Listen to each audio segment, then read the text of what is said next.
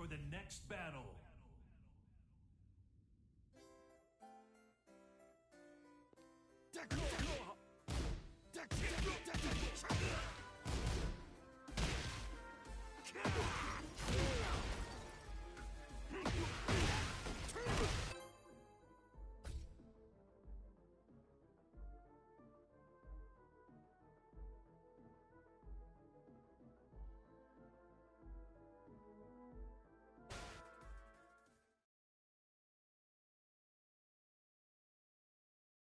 Get ready for the next battle. Round 1. Fight.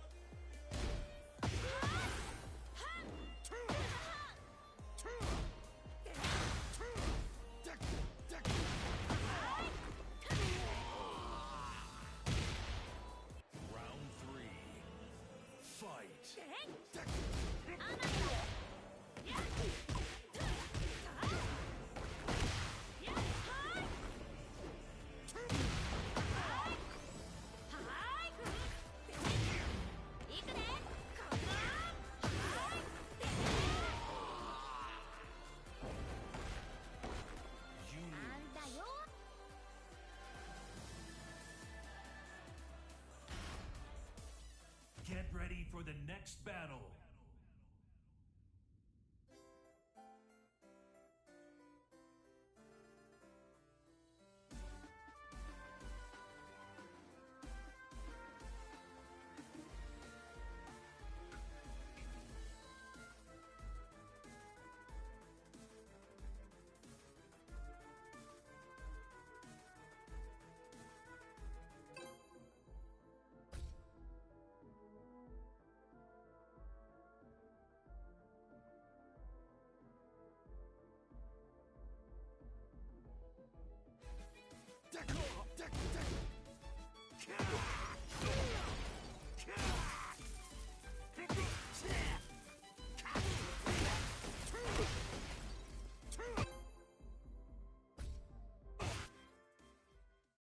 Get ready for the next battle.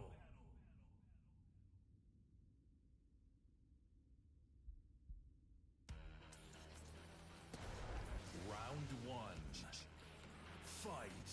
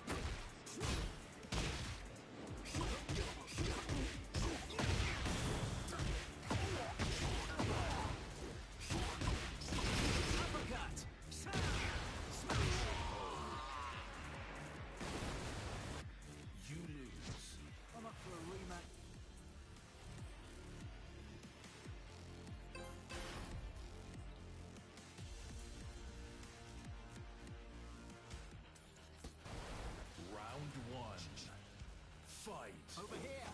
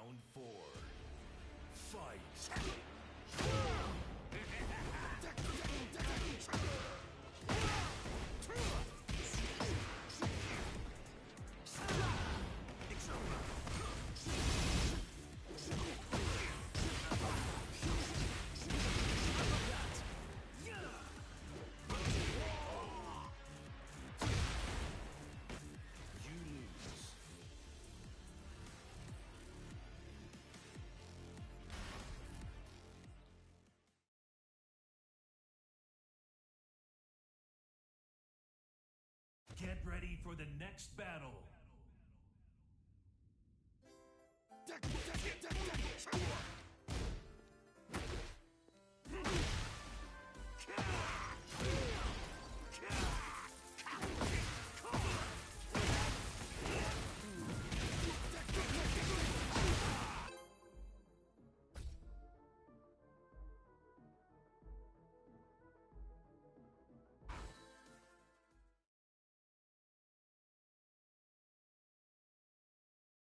Get ready for the next battle.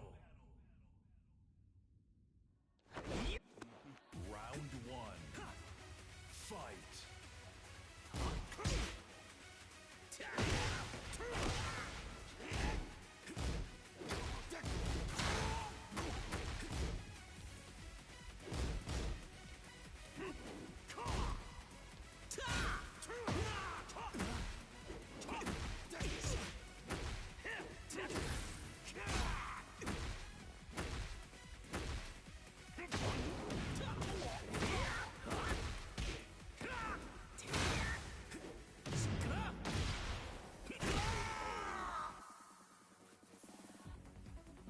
Round two. Fight.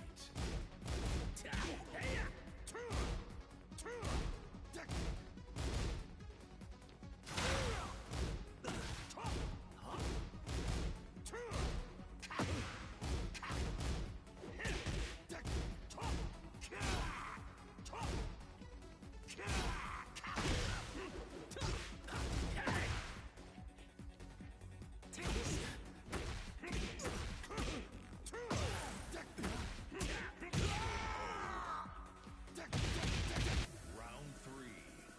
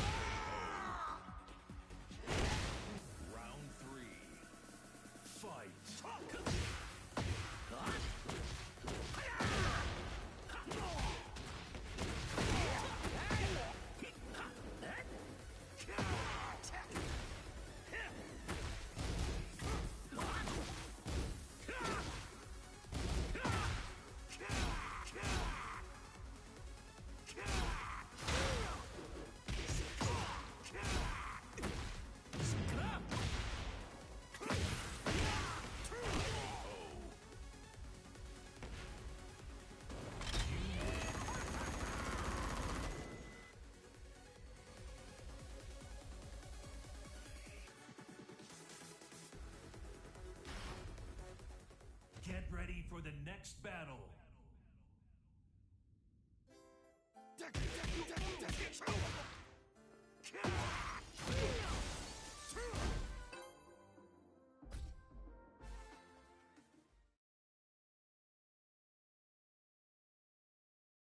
Get ready for the next battle. Round one. Fight.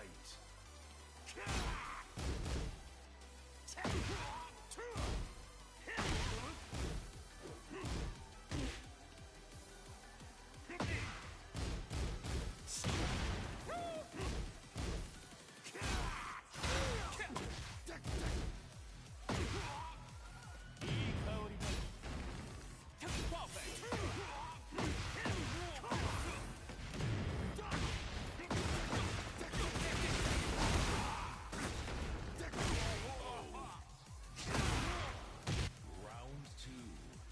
Fight.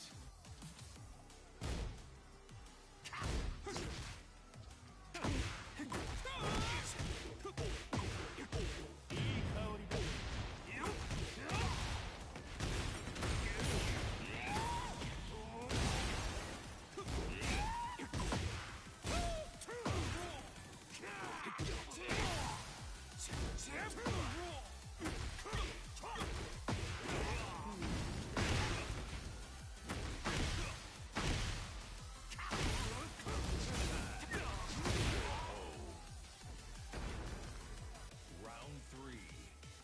Fight.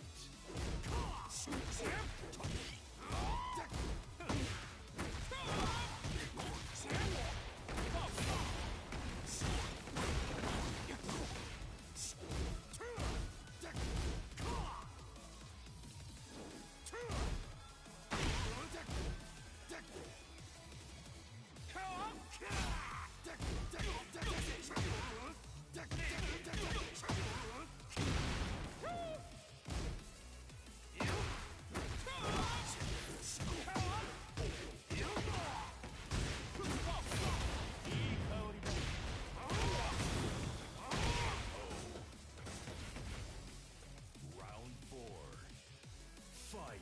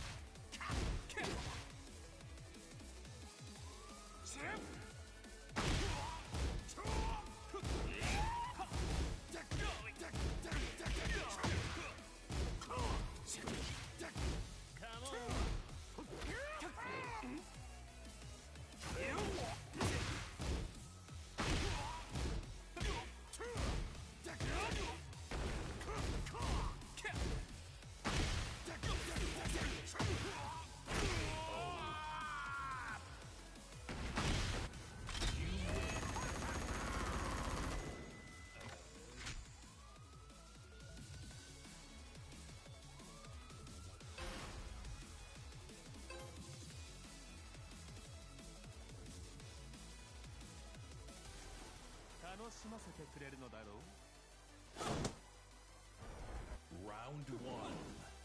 Fight.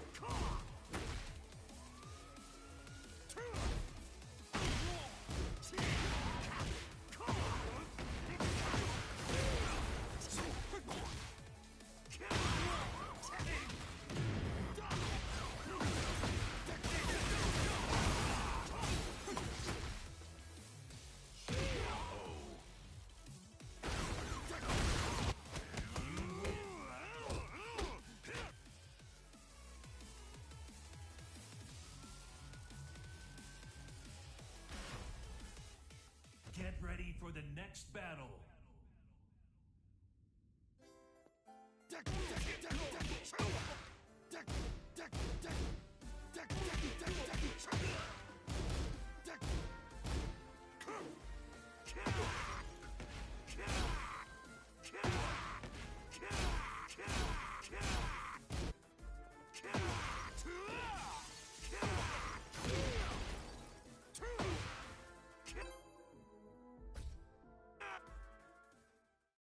Get ready for the next battle.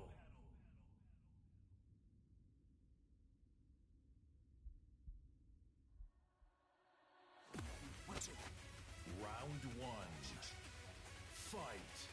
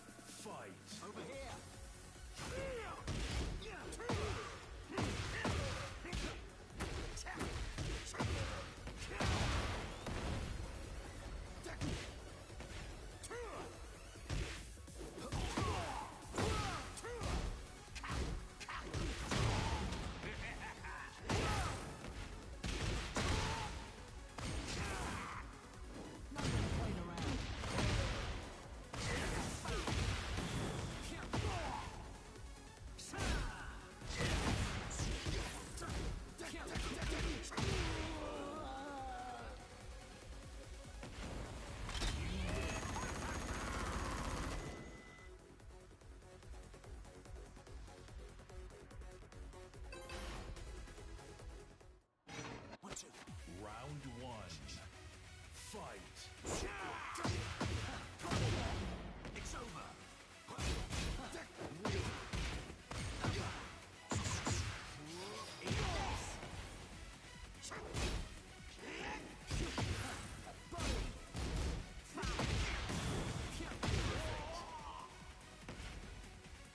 Round 2. Fight.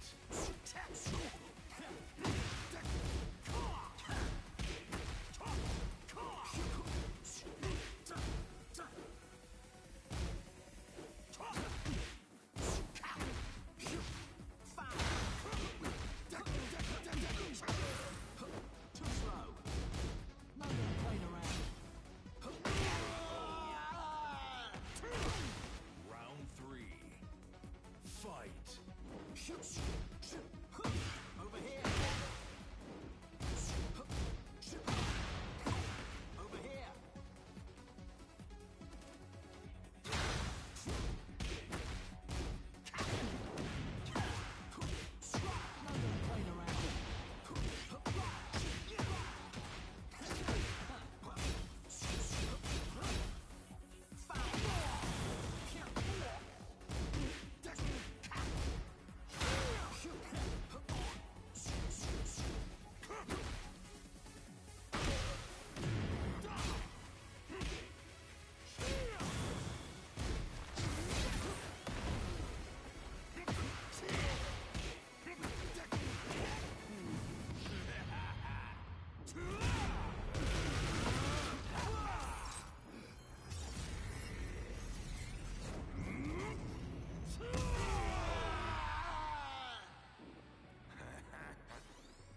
Round 4.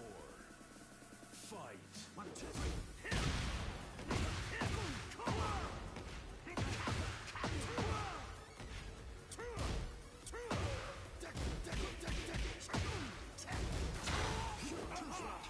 Don't blink. 1, 2, 3.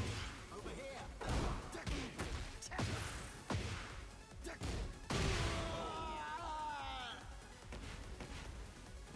You win.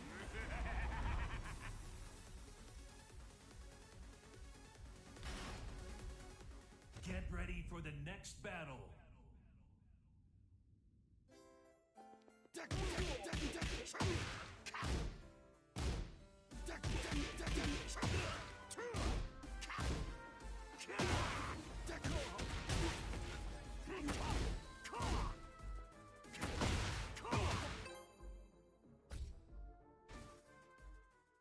Get ready for the next battle.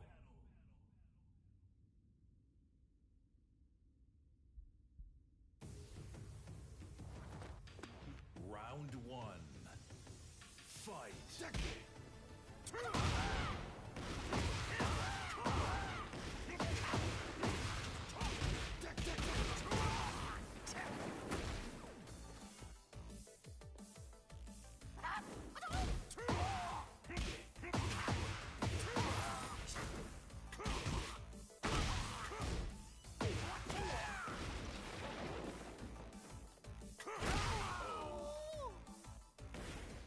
Round 2.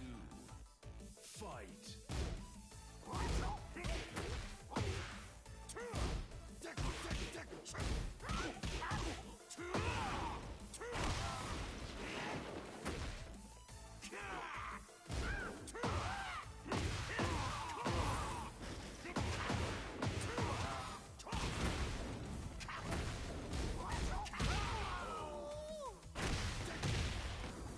3. Fight.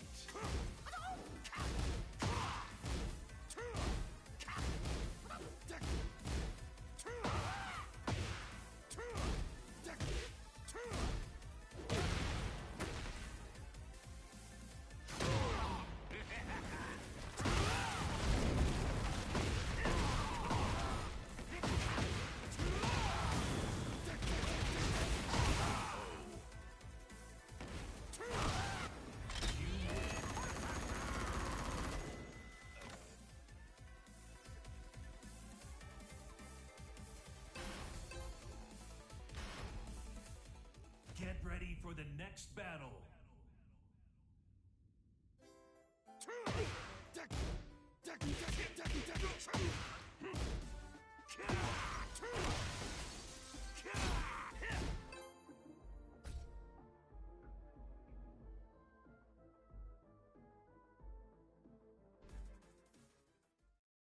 Get ready for the next battle.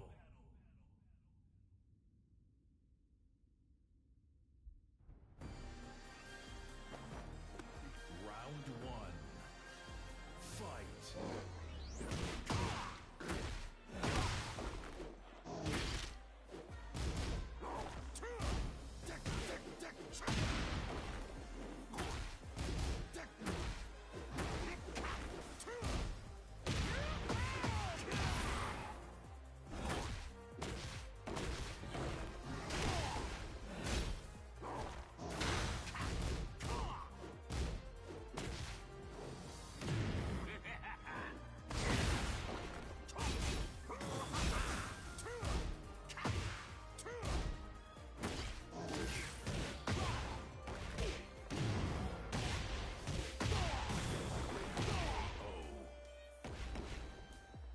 Round two. Fight.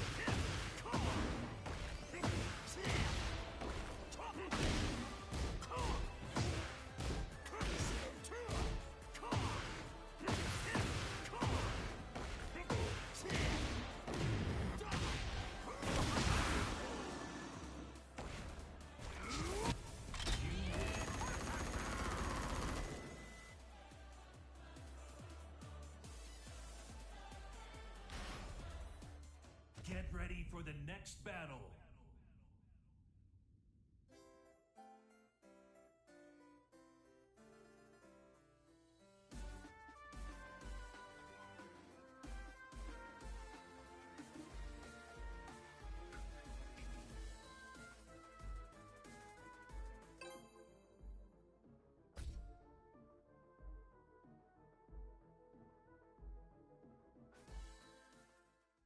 Get ready for the next battle.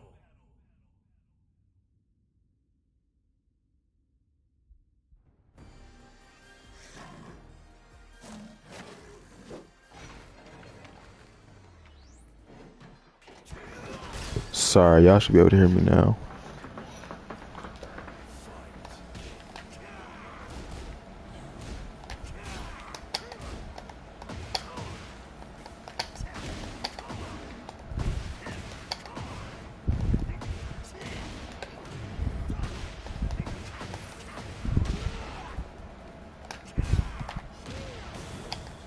Yeah, I can hear you now. Yeah, that's my bad. That's my my bad. What I said was I hope everyone that's tuned in is doing well. I appreciate y'all for stopping by.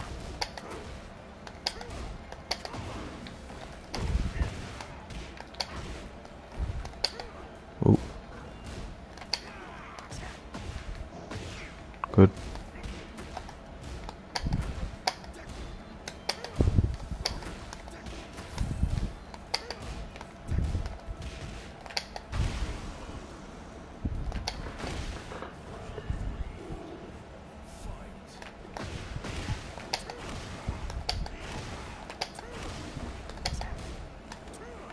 Oh, he should have died.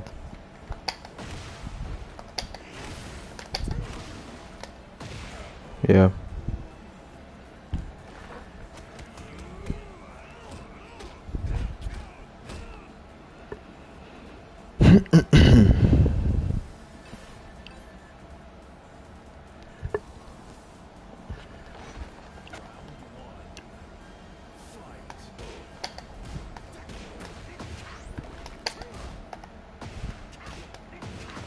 He's just pressing at this point.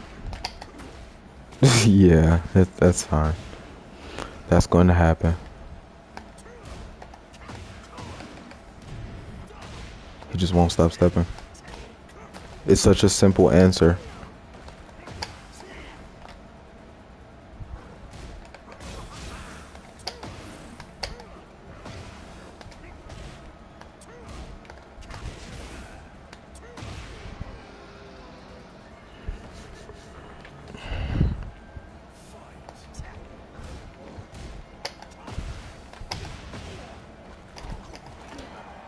My option should have beat him out right there. He's mashed like that every single time as well.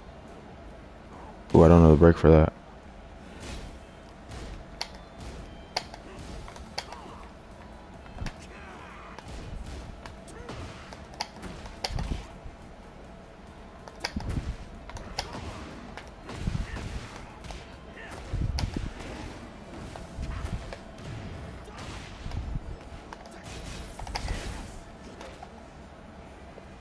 You do a grab at -5.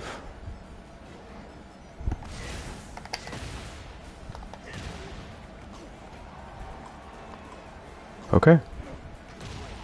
Okay.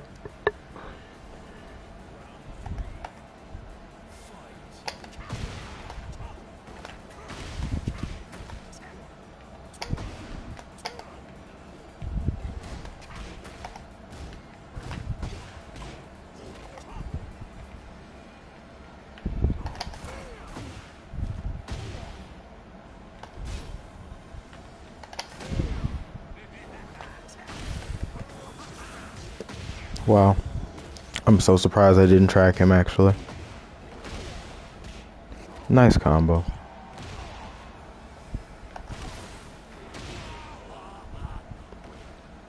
No idea. It happens sometimes. It's kind of an inconsistent combo route.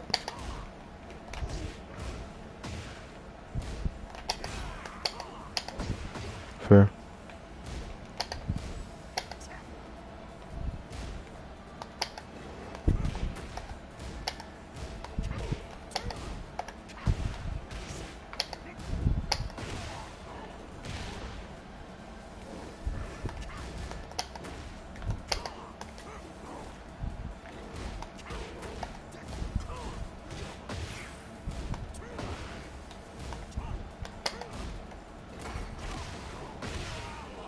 That's cool. I should use more generic throws because that's the only other thing that I can track him with is Bryan. Actually, no. I should start doing 1-2 instead of 1-4. That way he's -8 instead of -4.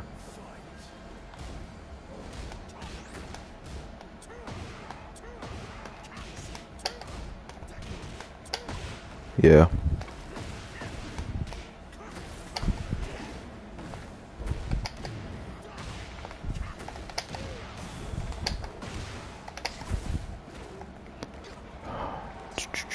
What other answer?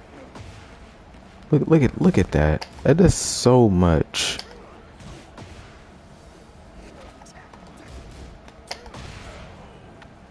He literally almost killed me just off of one throw.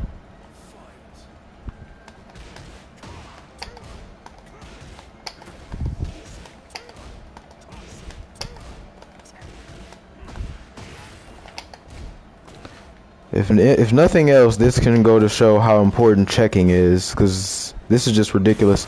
No, I'm gonna just say it. Nobody really should be getting hit like how he's getting hit. He's getting hit like that because he's just stubborn. No, he's not pressing. He's stepping. That's why he keeps getting hit. I keep doing 1-2 because it tracks to Bryan's side that way. Like, see that? He keeps stepping. He's stubborn. That's why that keeps working. And when I'm plus back 1 tracks, he's not adapting because he's just so used to stepping one way. He doesn't know how to get his mind out of step that way. It would make sense for him to step like that if he was at least mixing the way he steps.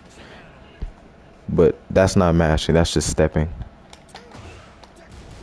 Because that's normally the answer. Since 1+2 is kind of slow. If you want to track people, you do 1-2 if they're stepping to the right.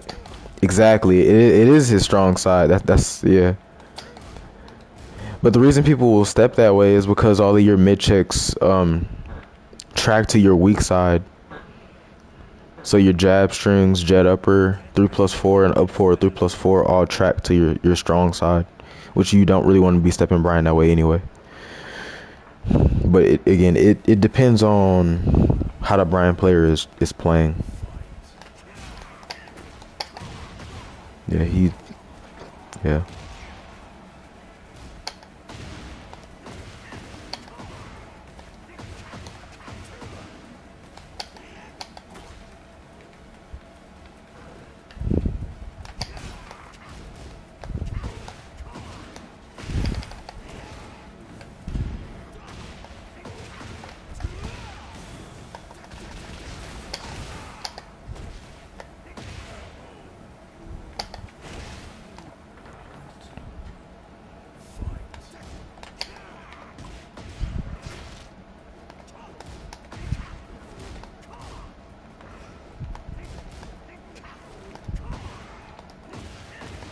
Just very predictable.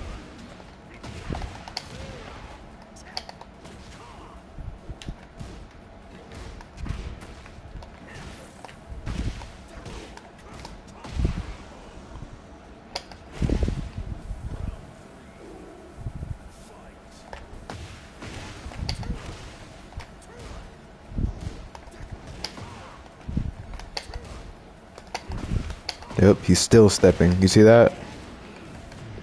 He hasn't mashed often.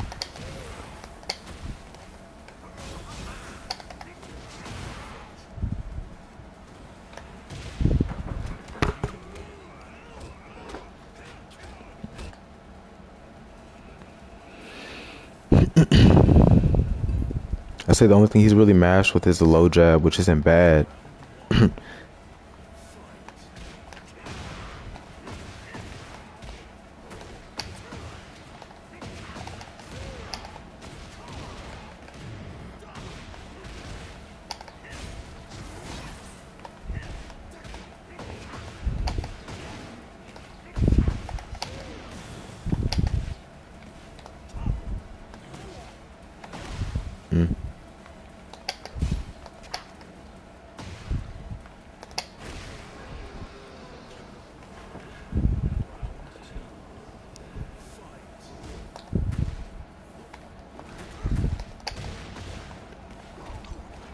Oh yeah, that's only +1.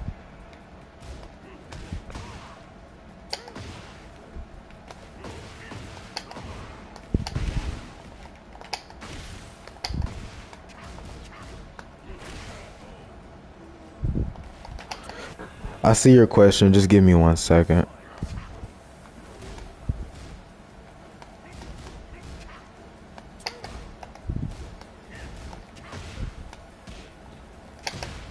Oh, that makes sense. He's stressed.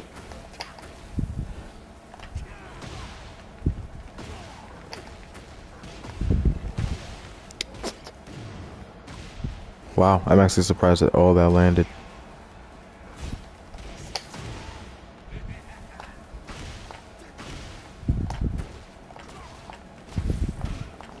Yep, that's my fault. I added timing to that when I didn't need to. Yep. Habits like that. Every single time he did a safe mid, he just ducks into a while standing.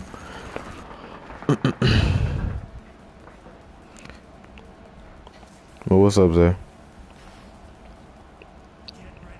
Just doing a early day stream. Let me see what this person just asked.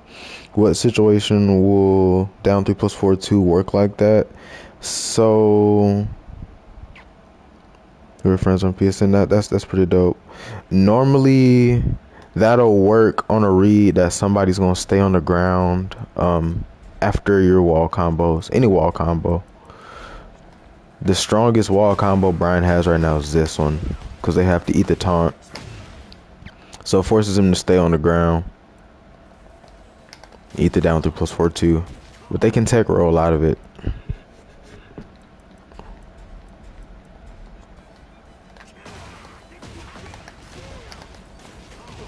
Like that. But just keep in mind they can't tech roll right here. So if they tech roll, the counterplay to that is to do down 3+4 2 cancel into taunt. So it's a pretty advanced mind game. But yeah, that's the situation.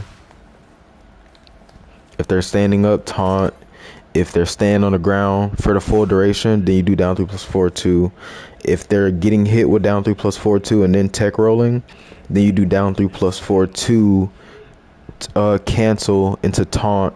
If they're mashing on taunt, down 3+4 2 cancel, taunt cancel, and counter hit launcher.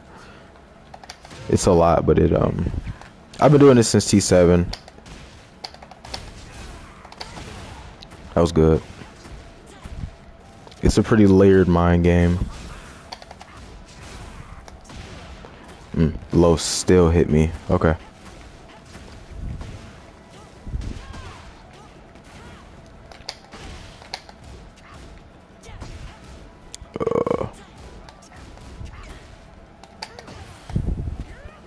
Oh, no breaks.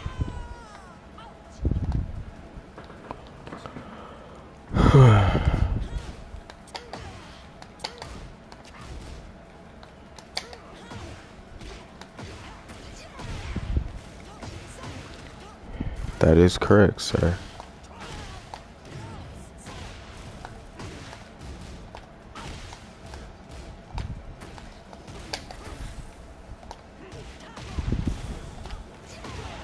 Do I ever use back down forward 4? I use it sometimes to bait reactions.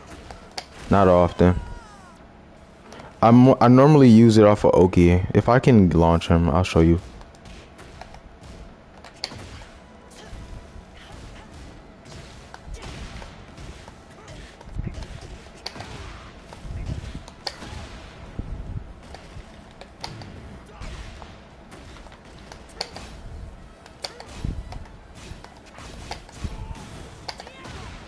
Really? That's my bad. I added timing to it. That's normally how I'll use it. That's cool.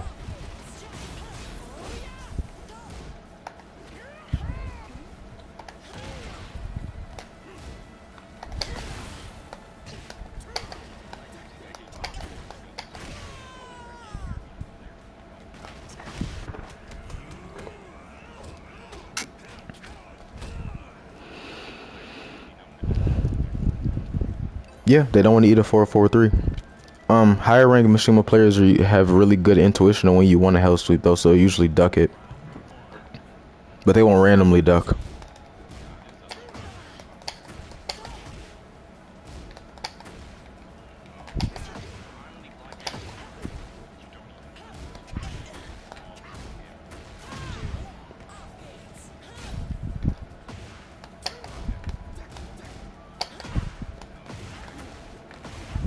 He's just forking out down forward too.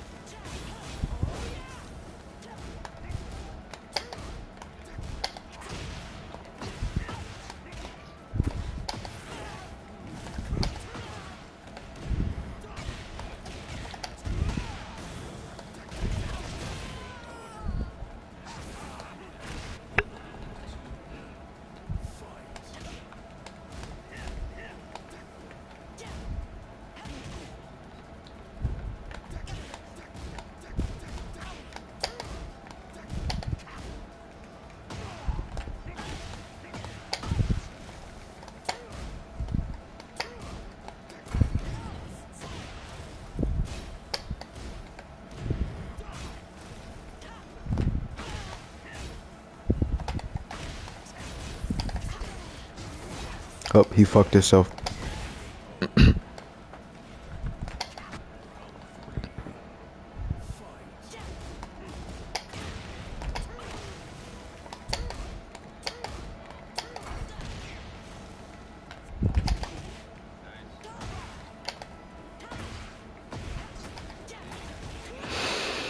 Okay. I tried to step. Wow, dude. That tracked me like a lot.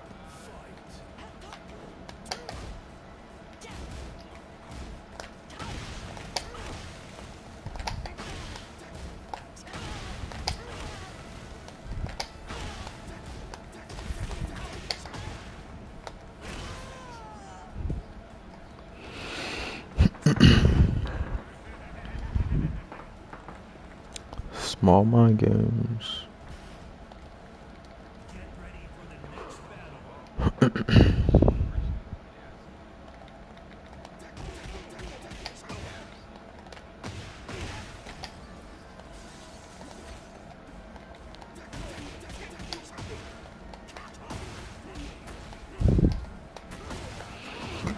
Oh, excuse me.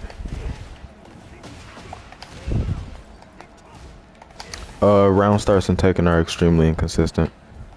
You could do a 10 frame and get beat out by a 15 frame mid. Depends on who got to the punch first. That's why I don't like mashing round start often, unless I know the opponent's really defensive. I don't like gambling. I'm not a gambling man.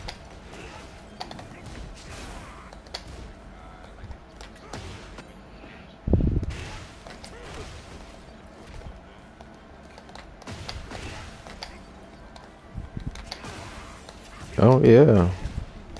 Yeah. Have you tried Steve yet?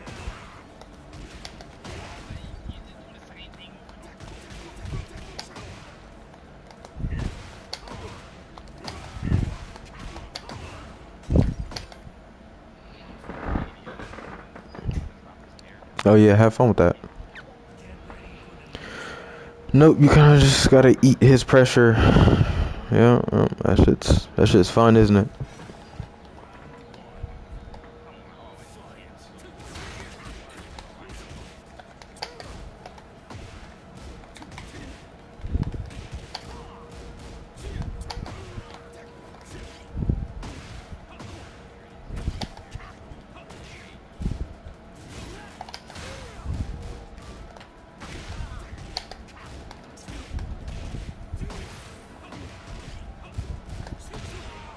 Oh, I let him get away with that high. I'm not even paying attention.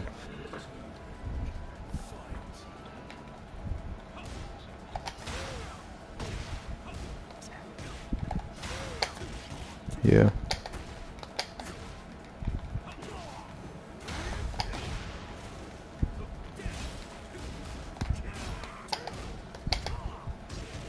Nice.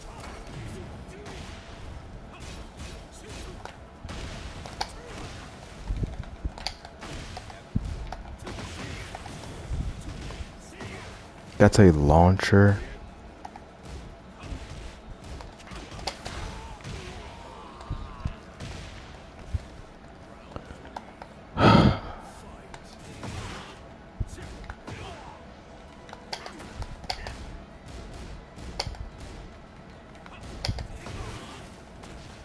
I tried the 3+4 right there. I shouldn't be getting hit right there.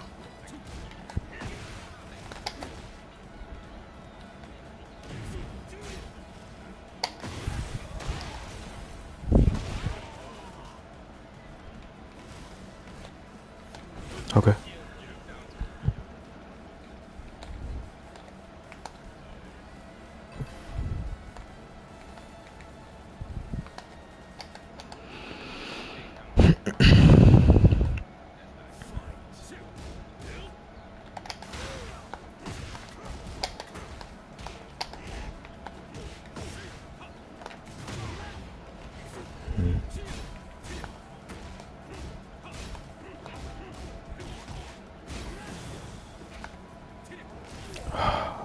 Block that.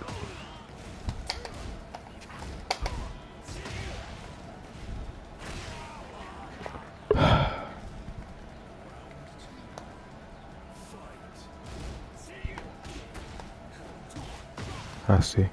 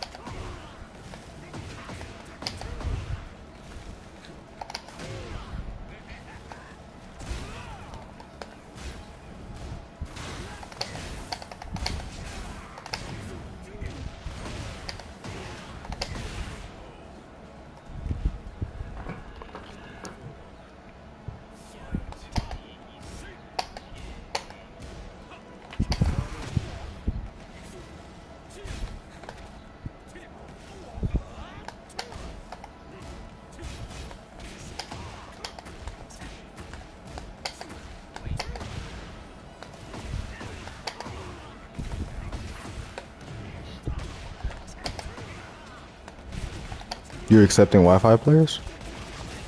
You deserve everything that you're receiving.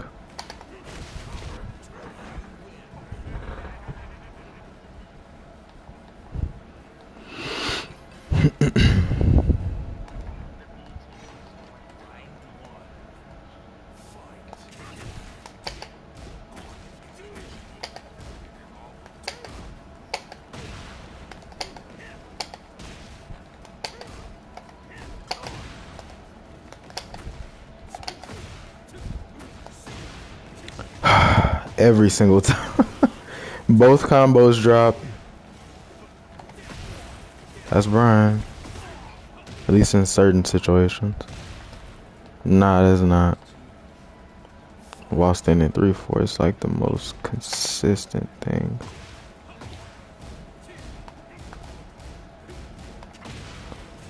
First time.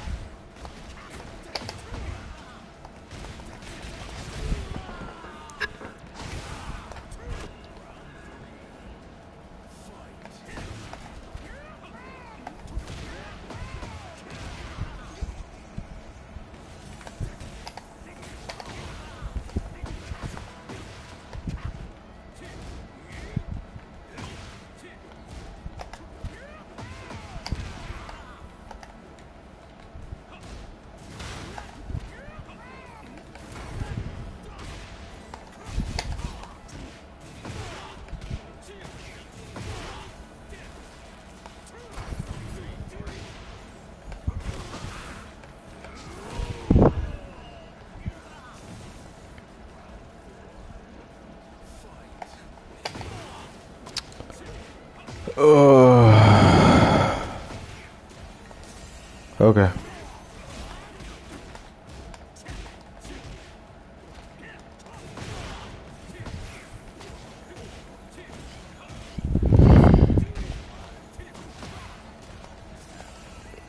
Okay.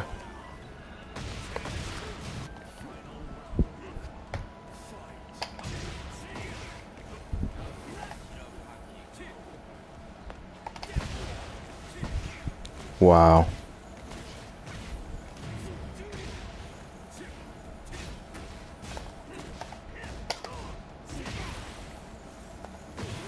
Yeah, that's fine.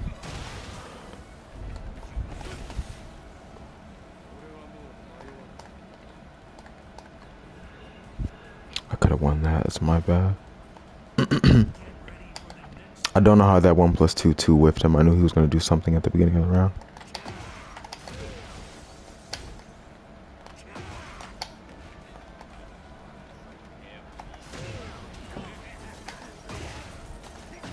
What's his name?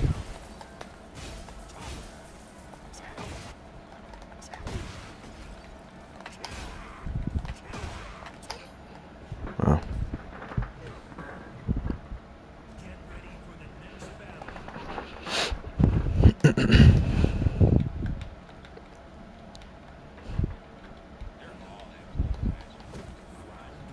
The way that this guy plays Jin is tolerable.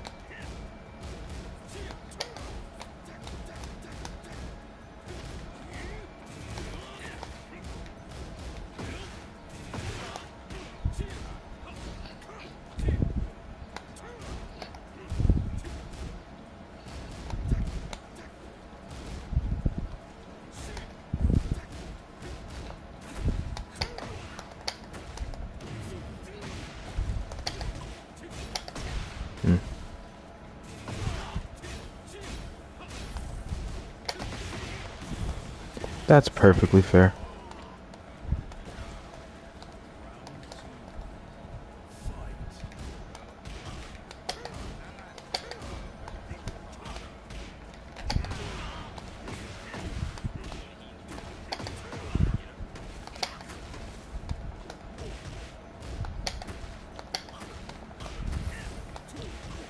I don't know. Oh, if you're on wake up after he knocks you down? No. That's not happening. I don't know how that beat out what I just did.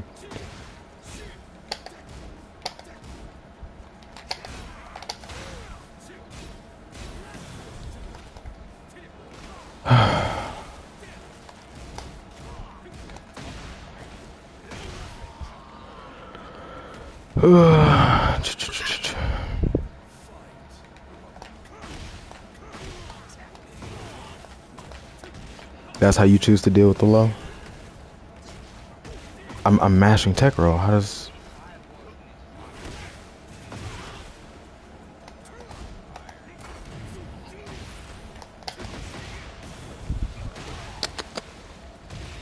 Yeah. Okay.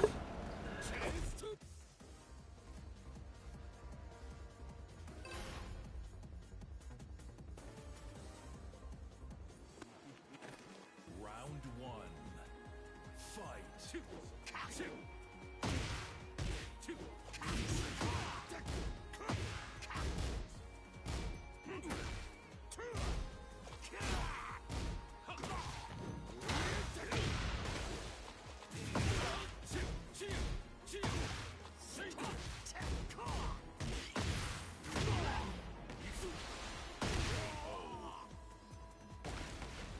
Round two. Fight.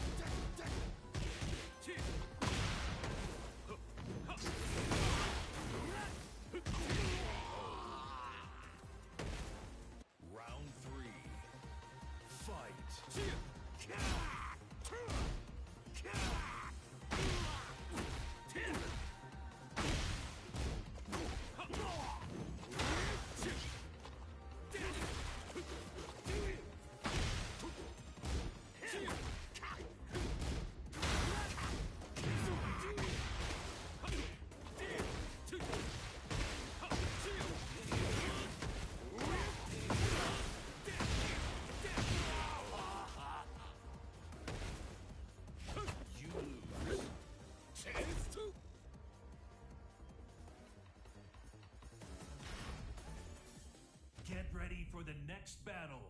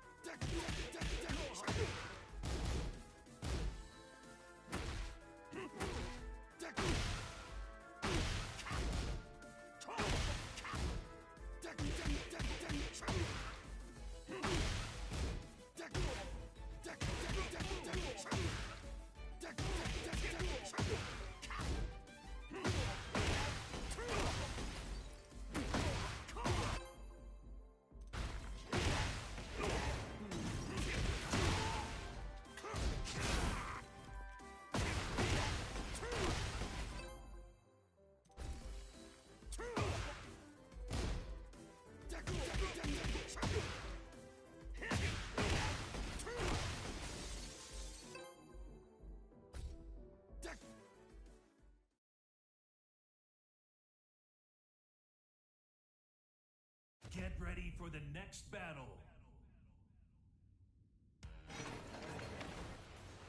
Round one. Fight.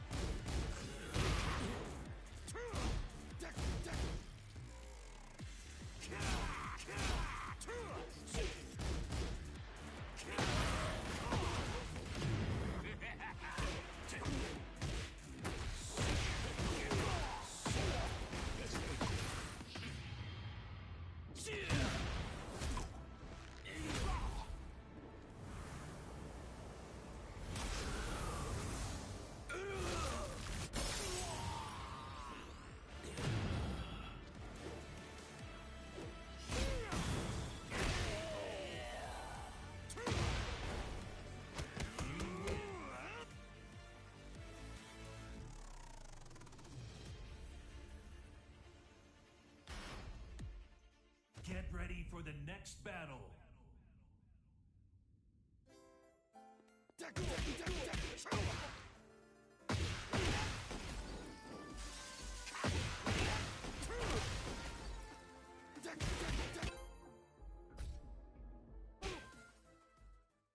Get ready for the next battle. Round one. Fight.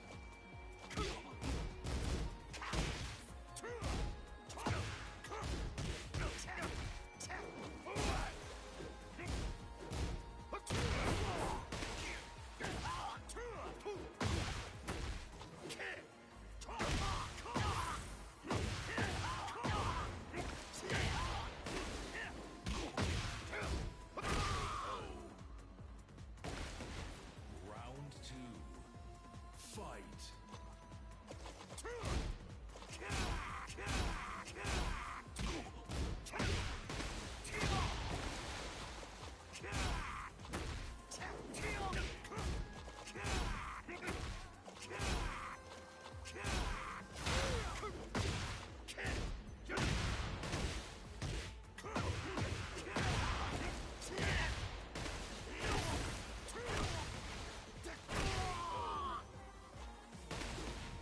Round three.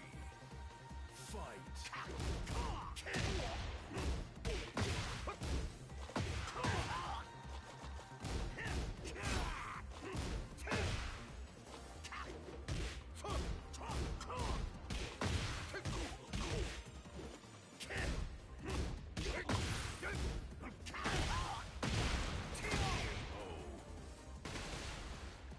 Round four. Fight.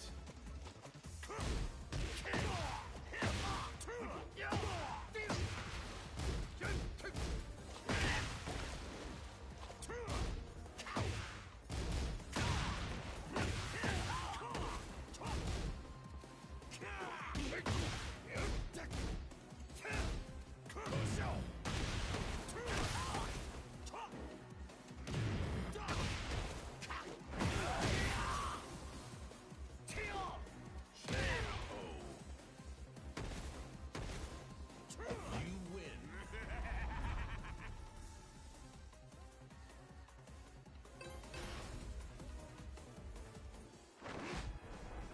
Round one. Fight.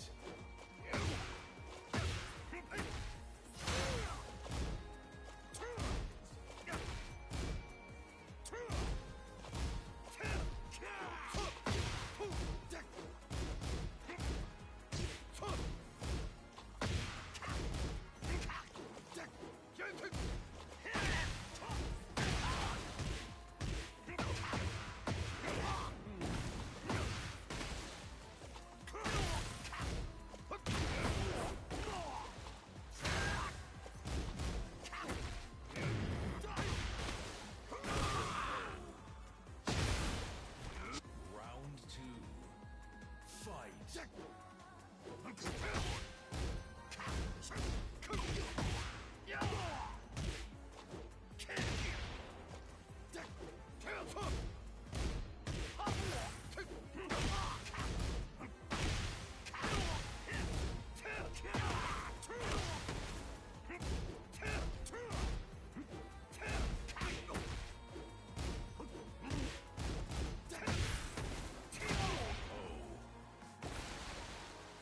Round three. Fight.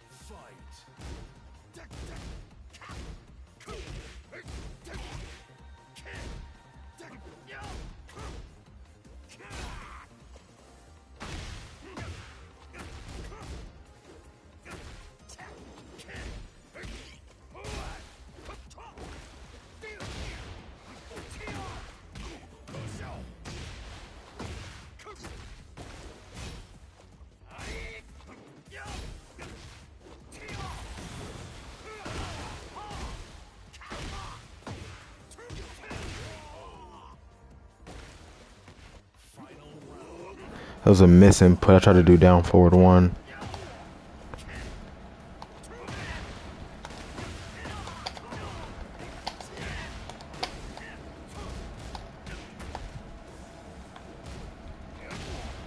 Oh, I just got clipped.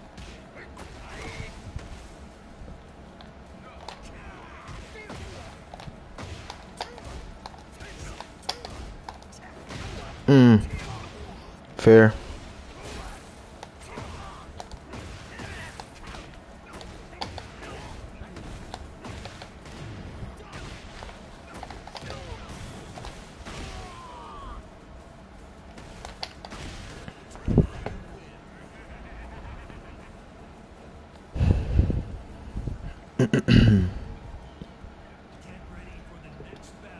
Yeah. I got down 2 in the snake edge. I was trying to do down 2 in the down forward 1.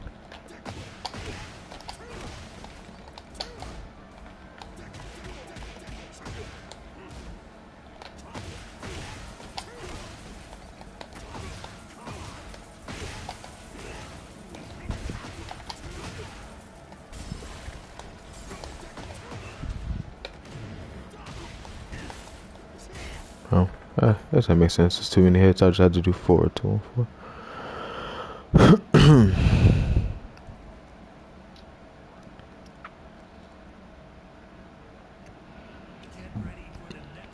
Oh, excuse me. Night Purifier. This is a really good player.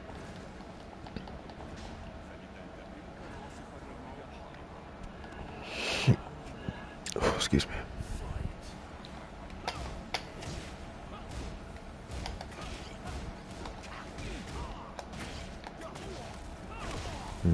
Okay.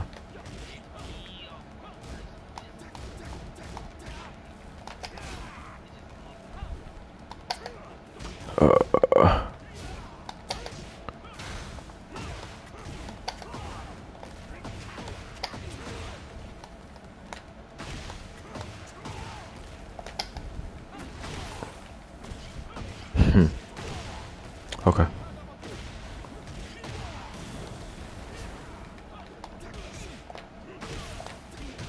Really? I've been checking off of Hatchet every single time and he still matches. That's cool.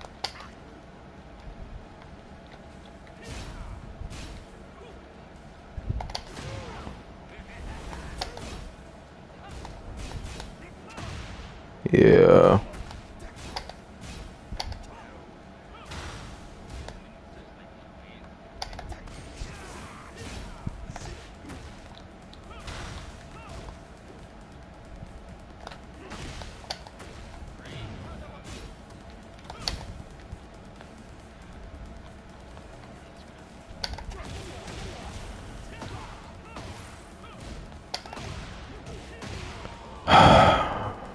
I don't know what to do.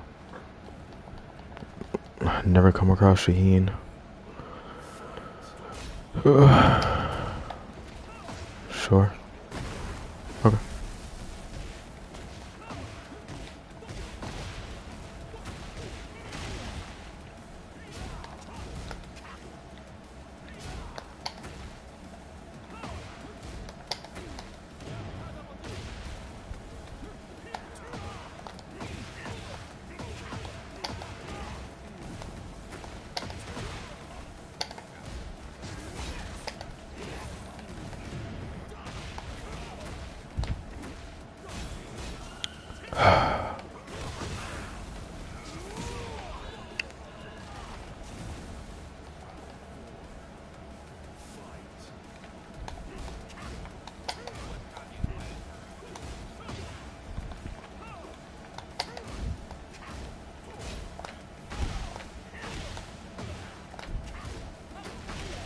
Down 2, 3, 1, 1. It's a 10 frame.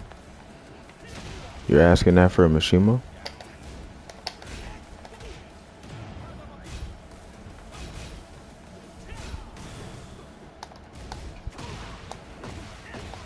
Or down forward 2, 3, my bad. I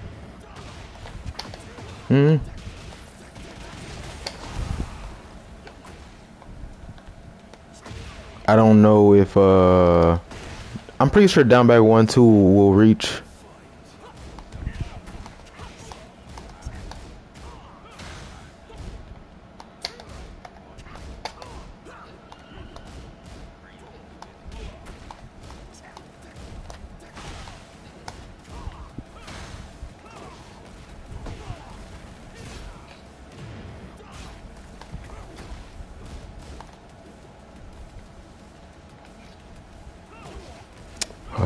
I didn't duck that string.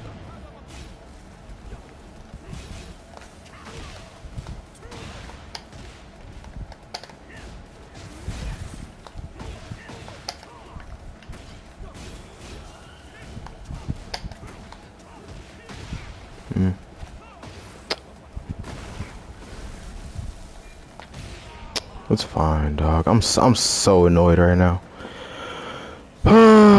That sidewall saved him.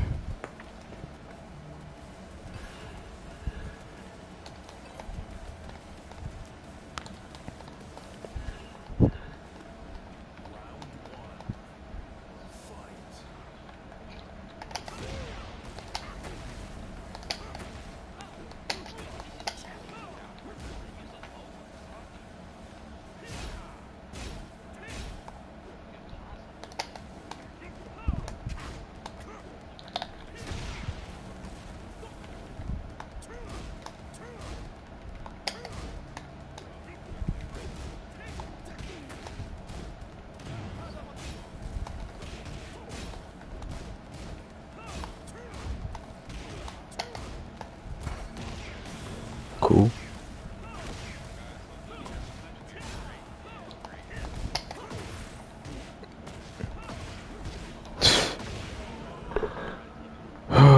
String is so bad.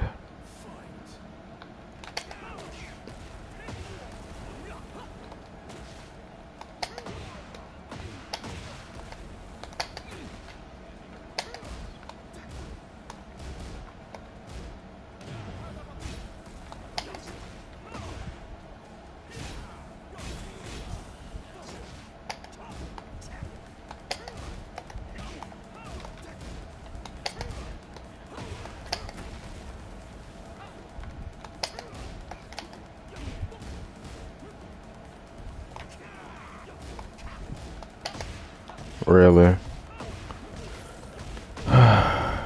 Okay.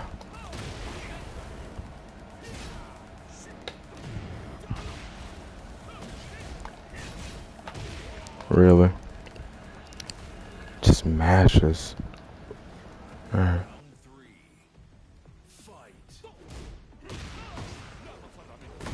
I broke that throw.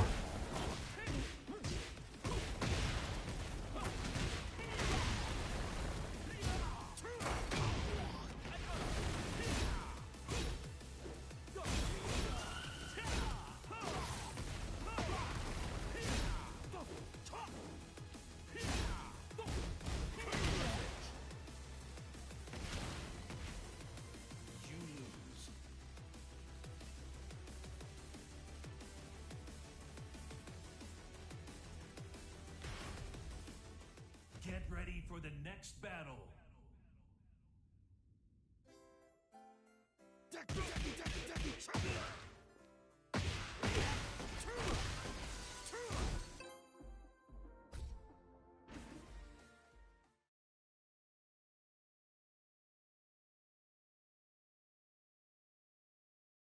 Get ready for the next battle. Round one. Fight.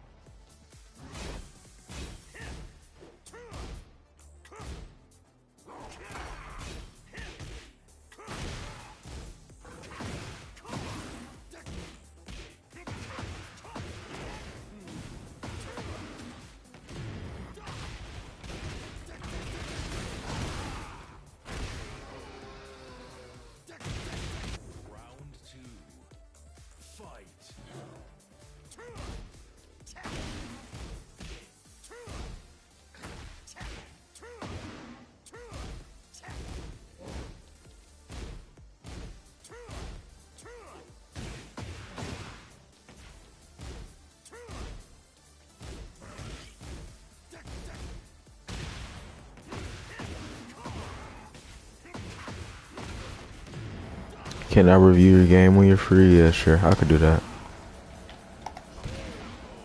I'm gonna play a couple more sets and then I could do that.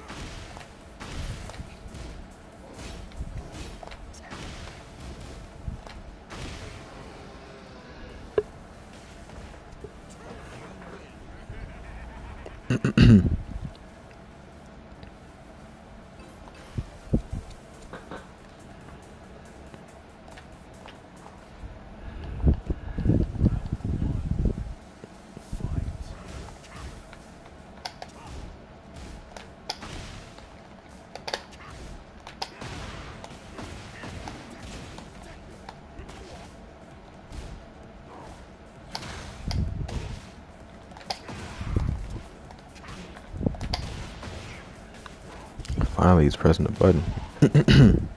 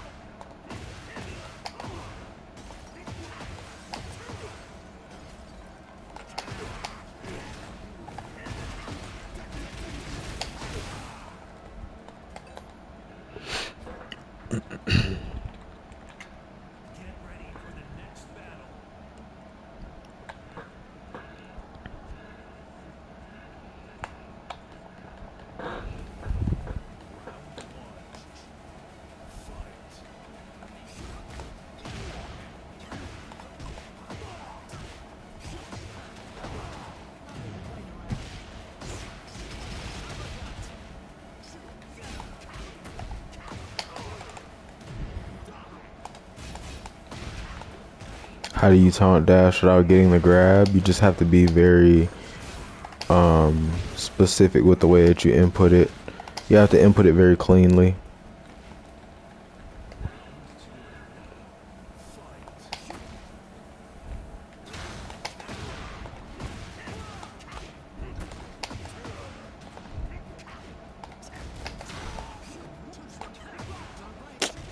Dude, okay.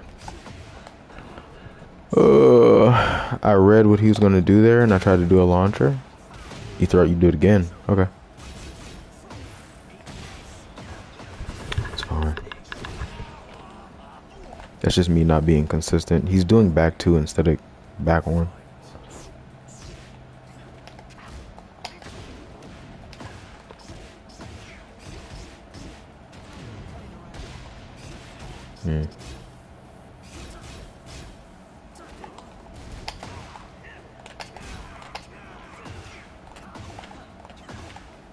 He really risked his life like that with his back to the wall?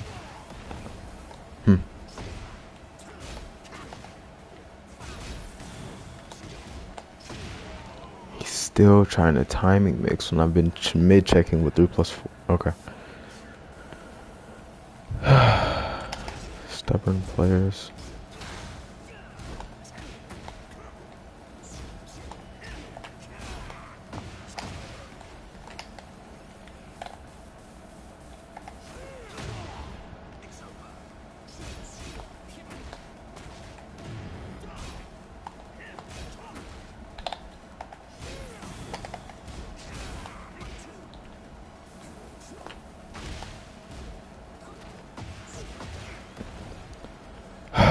Okay. I should have just did a string that I wasn't scared of finishing.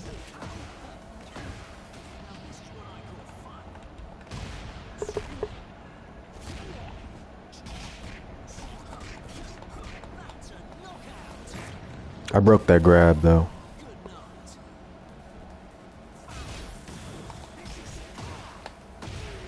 Yeah.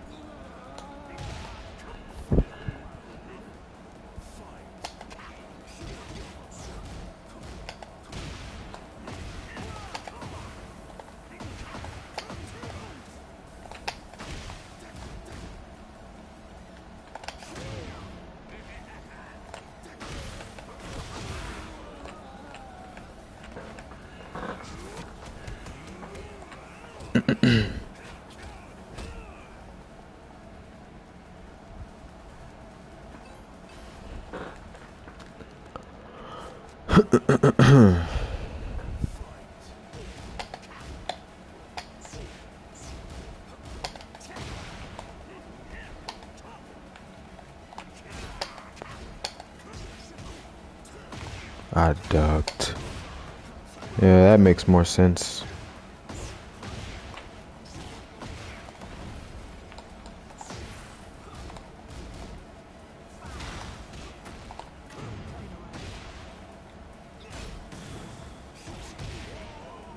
That's cool.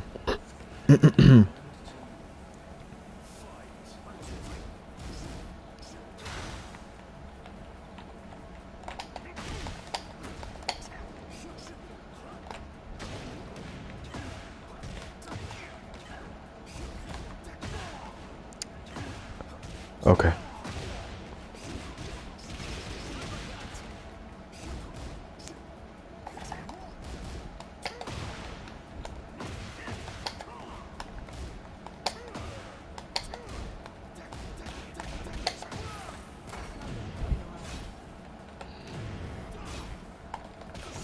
Yep. All higher level players love to challenge that.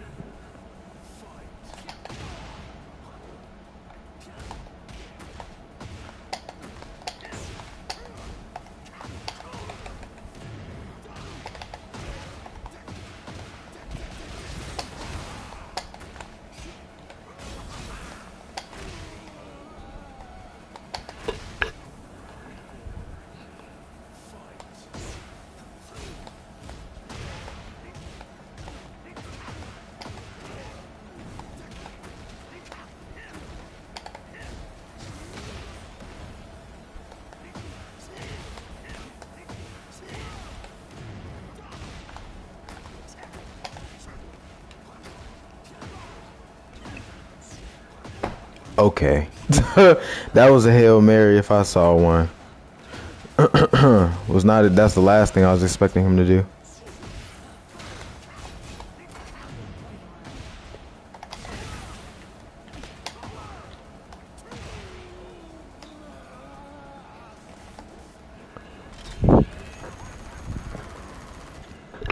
Alright, I'll play one more set, then I'll try to help you.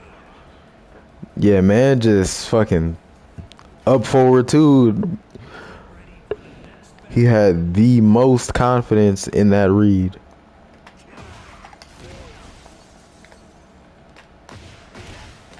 I respect it though. It was definitely not worth ducking for.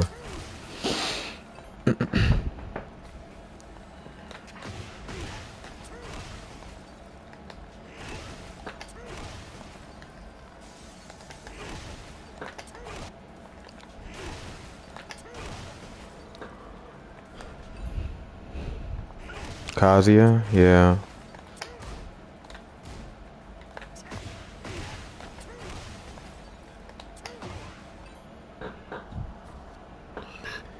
Yeah.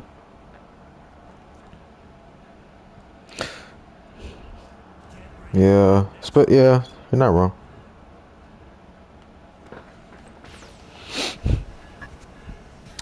My last set has to be versus an Alyssa. Okay.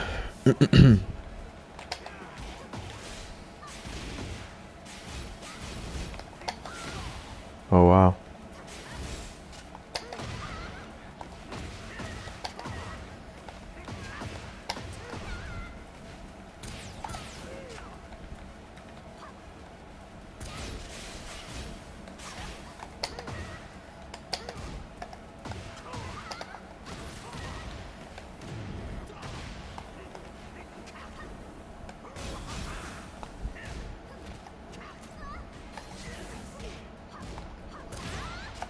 Oh, my bad. You're right.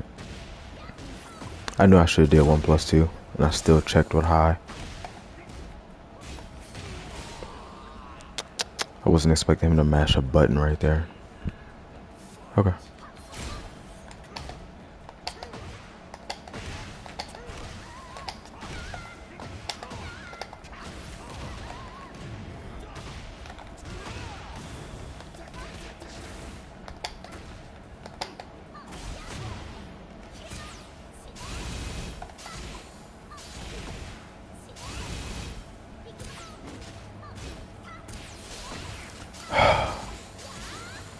This character.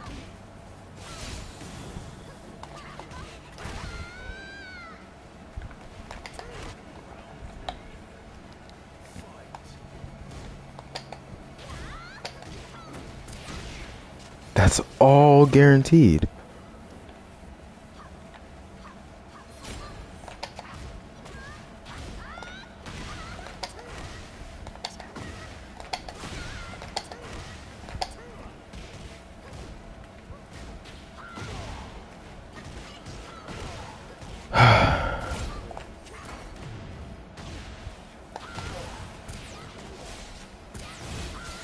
Bryan, yes, he is. Huh, babe? No, he hasn't called me. It starts at 2, yes, but if he don't call, I'm not gonna worry about it. I broke the grab.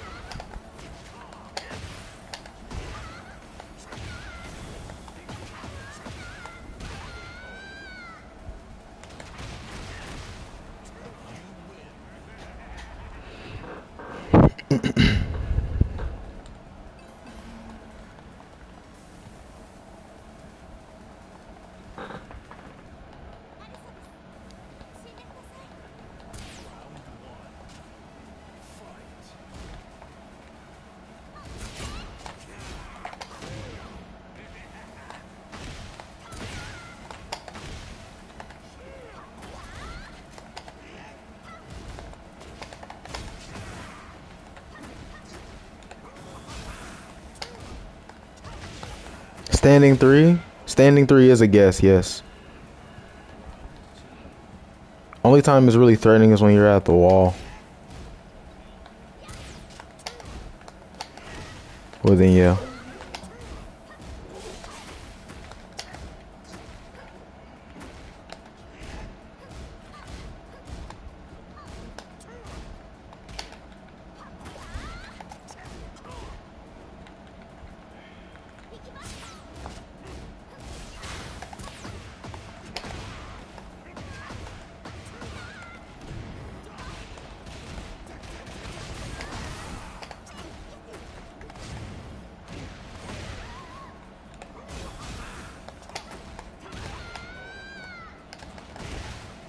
That is the only reason, yes. Because you get launched off of your strongest low. Here we go. I see.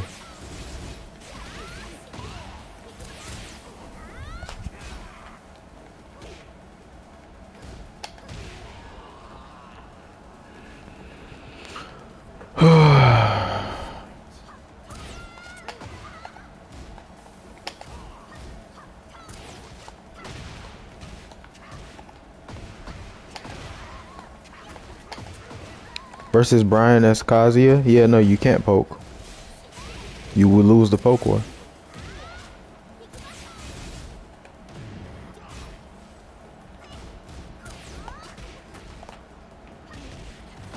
Wow.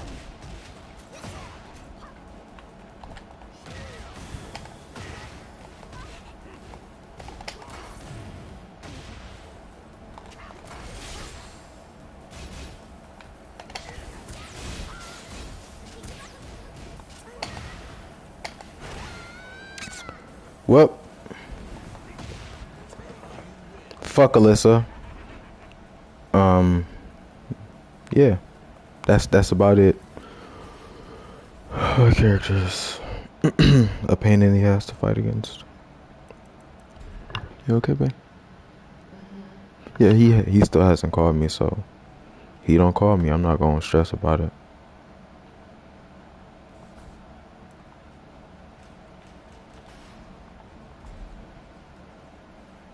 You hear me? Yeah, if he don't call, I ain't stressing about it. That's what I'm saying. I just have his present, you know. I'll just have the present. All right, bro. You could drop your ID into the chat, and then I will look at your games for you. Oh, excuse me. Sorry about that.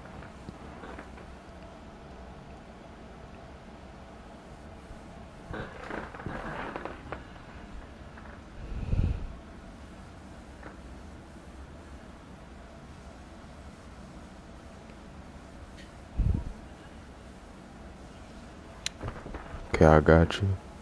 Jumps off the back wall into Snake Hedge. That's funny.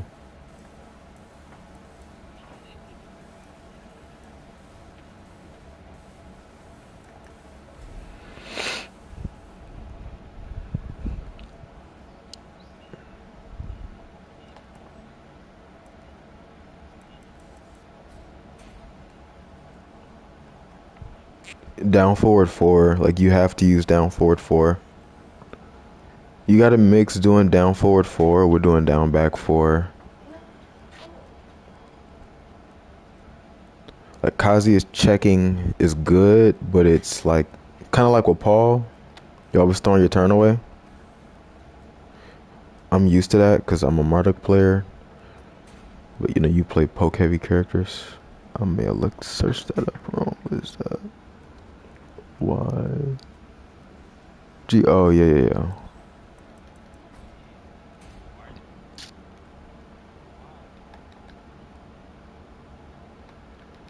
3 LAFN. You good, bro. I'm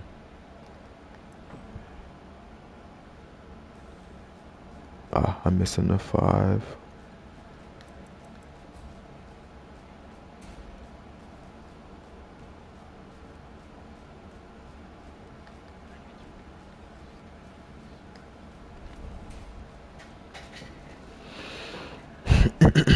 This you right here? Okay, babe. Oh, you fought against... I remember him a little bit earlier on. Which set specifically, what character are you looking for in particular? Or do you just want me to look at your losses in general? I'm gonna look at your losses, and I'm gonna look at your a match that was more dominant. See what you do good. Okay. And see what you don't do well. Okay. Okay. So you look like you started off good, but then it went wrong. So let's see what you did wrong.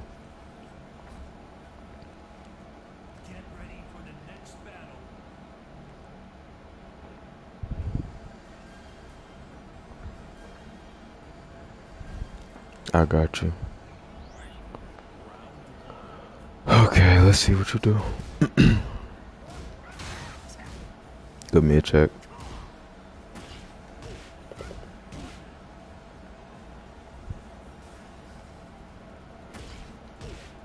Okay, you challenged. Okay. I don't. What happened there? That jab should have beat him out right there. So at this point, I would have just stepped or backdashed. Law can't he can't threaten you with all of his options if you backdash. He has to use specific buttons after down back 3.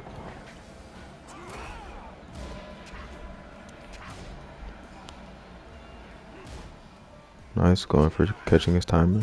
A little linear.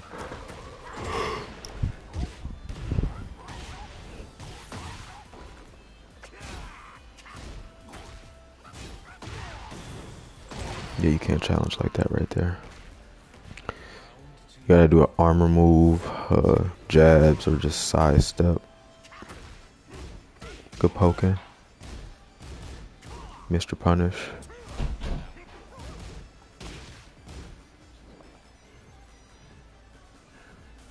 You okay?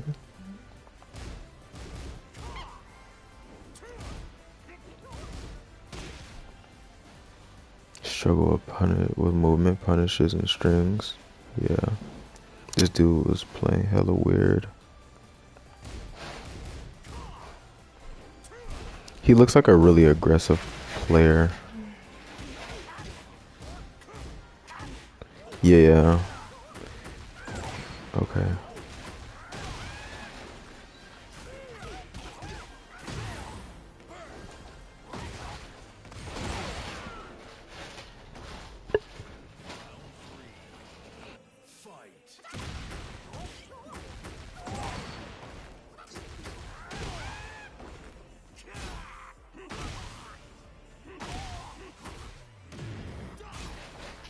Nice.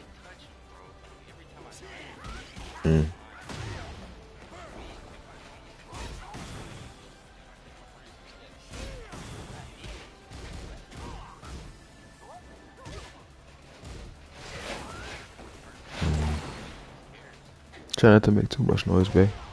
I said try not to make too much noise. Okay. So, okay. I feel like you played pretty okay. It's just a couple things that I would change. Because this law player isn't stepping. That means you can take, you can use certain mid checks a little bit more carelessly. Especially since he's very aggressive. So, let me turn on the frame data. Let's attack data, my bad. Okay. In situations like this right here, right? The opponent is -9. You can down forward 2 check and you take your turn like that. But then it's like you check them and down forward 2 doesn't give you anything. You don't get any plus frames, you don't get any counter hit. You just get your mid check and force your frames. That's it. When the opponent is this minus, you want to be checking with a back 1 or a forward 3. Reason I say that is because back 1 is a 20 frame button. So if the opponent is -9, your button's going to come out at 11 frames. So it's going to beat out basically anything that they could do unless you was to do a jab. But if you do forward 3 or 3+4, it's going to shut all of that down. So basically anytime the opponent is like -8, -9, you need to immediately be throwing out a counter hit launcher. Back 1, 3+4, or forward 3. Don't do down forward 2 in a situation where they're this minus.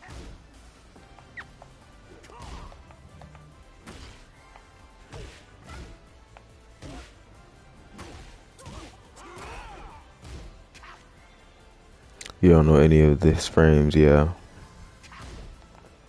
Okay. He's playing really, really defensive on certain things. So yeah.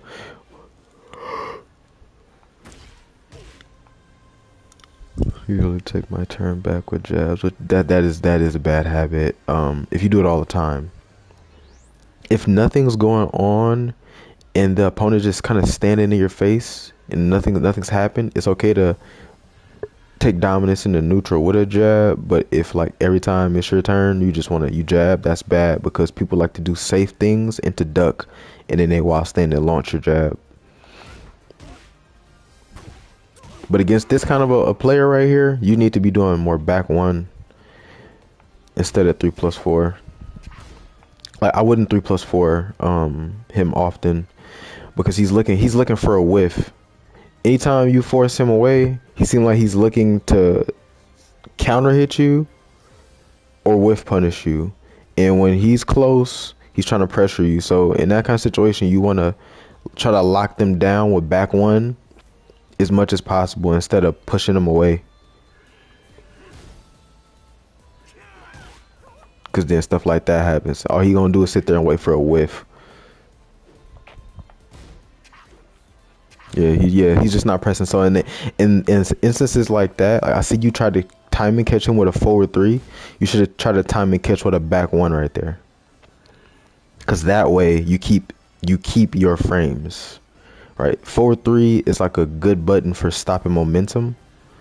I use it sometimes when people are pressuring. Like I'll move and then do forward 3, because it's like a,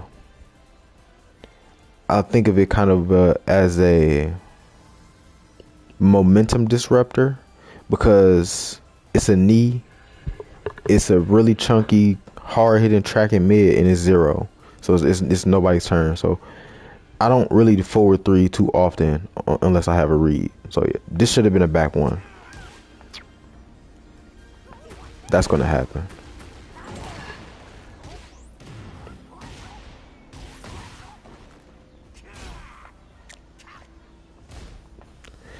Before you start doing stuff like this, yeah, you gotta change which counter hits you're using in certain situations. 3+4 is good.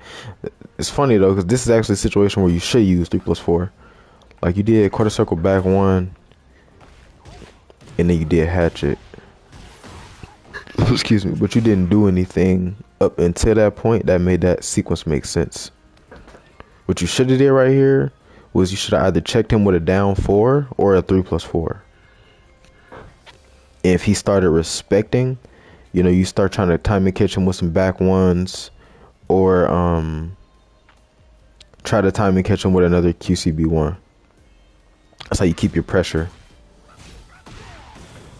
And right there, you just challenge with a bad option. He's plus off of his while standing 4. 1, 2, 1, down 4 check. You close the distance, down back 3. Austin 3, that was all good. Mr. Punish. That should have been a while standing 4, and then a mid check or a low check. Okay, back 1. Yeah, so you see this right here? This is what I'm talking about.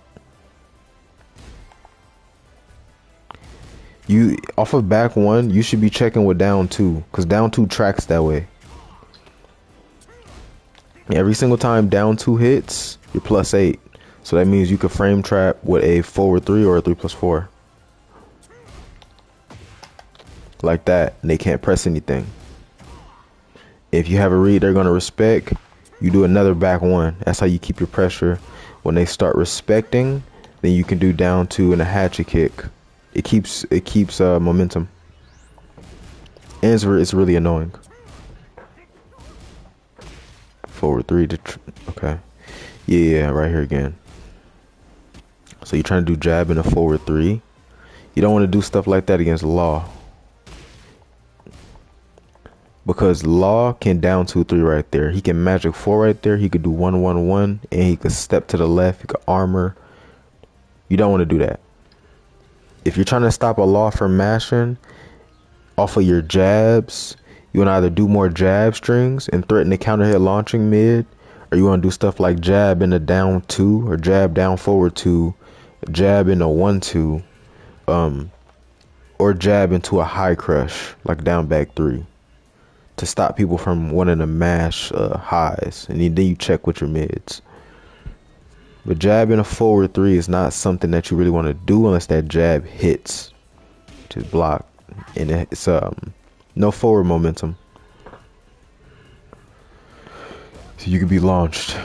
Yep. And he caught on to you doing slow stuff right there. That wouldn't happen if you checked him with a down two.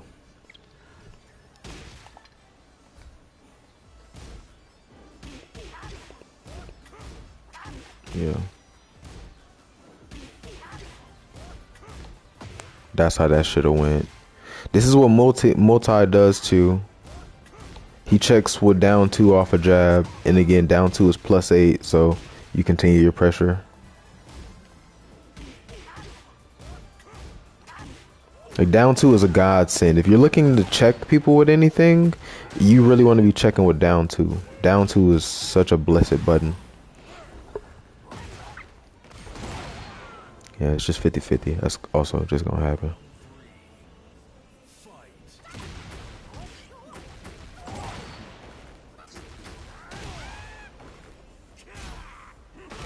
Hatchet.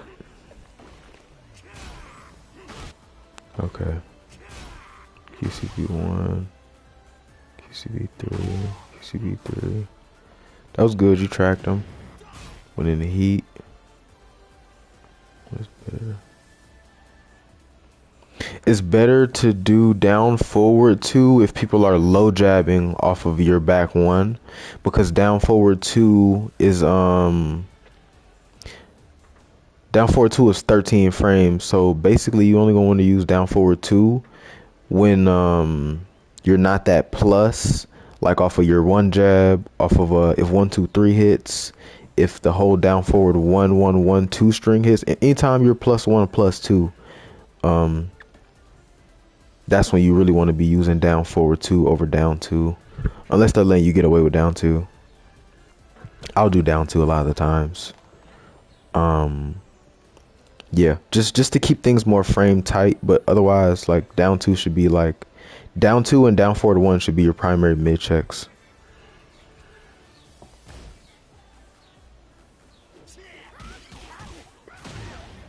So yeah, at this range, I don't know what happened right here. I don't know why you threw this out.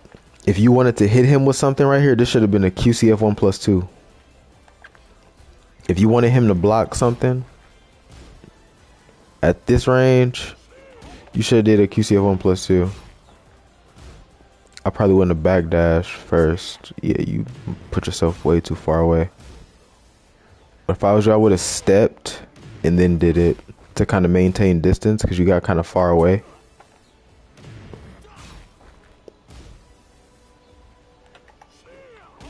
At least try to make him block it. If the QCF 1+2 isn't hitting, then you still have QCB1.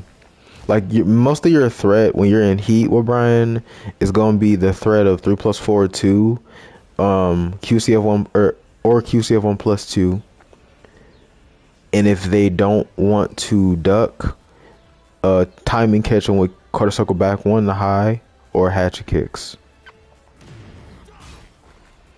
You know, right here you just went in the heat, and then you're getting ready to throw it away. That's a waste. You should have tried to hit him with a 3 + 4 2 or a 4 4 1+2 or something, some that leaves you in heat, because he still got a whole heat meter. You lose your heat. If you don't kill him, he still has enough resources to come back. Not stepping. So that was good. QCF 1+2. Again, taking your turn with highs. That's not good. He stepped to the left that time. So what you can do, if that's what's happening and you want to take your turn with a high, do 1 2 instead. Don't do 1 jab. Do 1 2. If you have a read, they're gonna step to the right. Do 1 2 or 1+2. 1 2 1.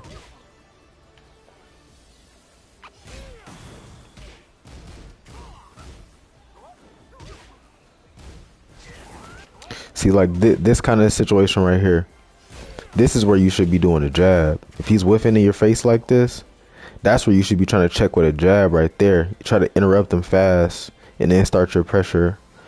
Instead, you notice he whiffed, but try to do a low. If he was going to do a low, it should have been a high crushing low, because Law has counter hit launching high in DSS. So you got to be careful. That was a good option. But he went for a slide mix-up.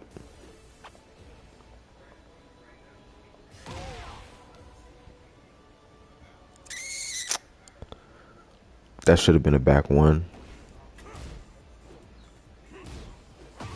Yeah, so yeah, that wasn't good. Anytime that you don't have heat with Bryan, the threat of QCF 1+2, there's no threat unless there's a wall behind the opponent. If you don't have heat, it's basically a useless button. So that right there, that should have been a back one, because back one tracks that way.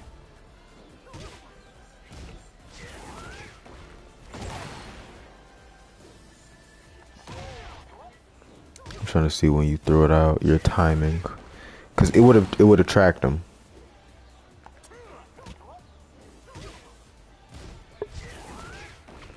What you did? You did a snake dash.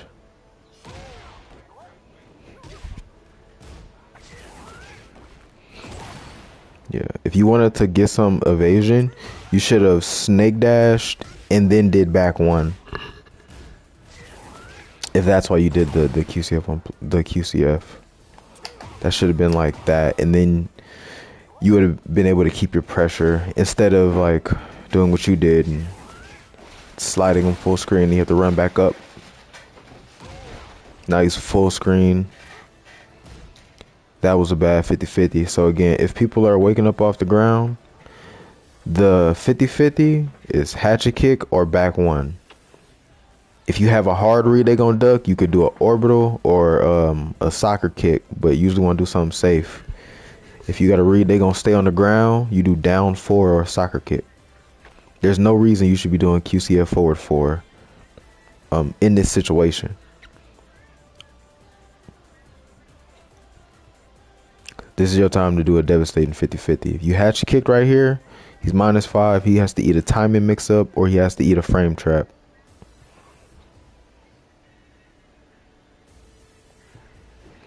And then you try to do it again. I don't know if you try to cancel it. You never want to just let this string rip. Most of the time, people are going to duck. So if you know that he's going to duck and you want to try to get a cheeky round ender, you can. Yeah, you just try to YOLO it. Yeah, nah, you can't do that. You gotta stay true to the end. If you was gonna do that, you should have canceled it and then blocked. Oh, it has me as the law. Sorry about that.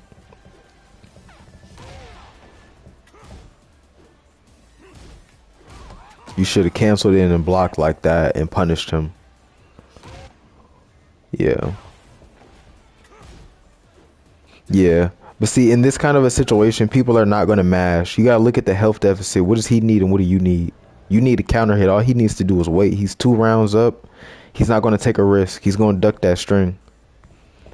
So it's situational. If something happened in a match before, it may happen, but it's not going to happen at the end of a round like this, especially if you're the one at the deficit. That's not how you should try to play that. If you have a read like this, you should save it. Like I know that one situation where I counter hit him with it. And honestly, this is not a string where you need to just be throwing it out anyway. You can hit confirm that on counter hit. It's just very hard to do. So that's not even a string you should ever just be forking out anyway, fully like that. Should always be canceling it. If you see that counter hit, which has a really distinctive animation, then you let it rock. Yeah, biggest thing so far I'm saying, you don't take your frames with mids. If you gonna take your frames with something that's like a high, it's better to take your frames with a low, because then at least you get damage. Check them with a down 4 or a down or a down back 3. That was good. That was all good right there. 1-2, you +8. This is something that I do as well. At +8, I back 1. The back 1 hit. You should have did another back 1 right there. But the forward 3 check was good. What I would have did 1-2, back 1, forward 3. That is a longer pressure sequence, but it keeps your pressure longer and it raises the opportunity of, well, possibility of counter hitting him. Also forces respect. Back one. Yep, down two. You need to be down to him right there. He's step ducked. That means honestly you could have did down forward one right there. You probably could have done hatchet kick right there. Honestly, if you throw out another back one right there on a similar timing, you probably would have counter hit him because of the way he reacted.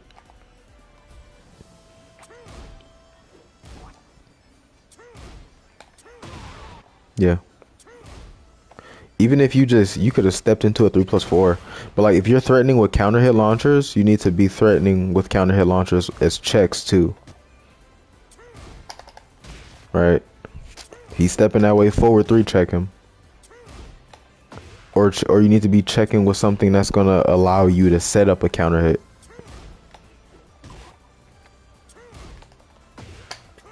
Like that. Check with high. Oh, so again, he's -9. I'm sure you didn't notice.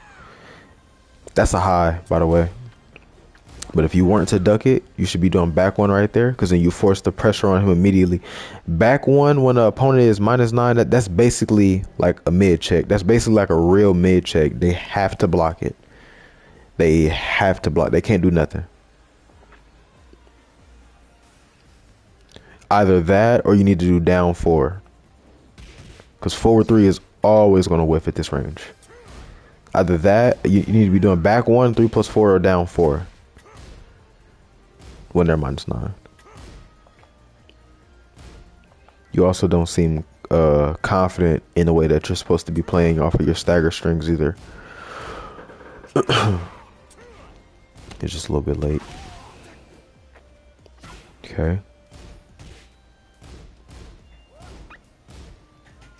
Oh yeah, he's harassing you. You got close. That should have been a back one. Yeah.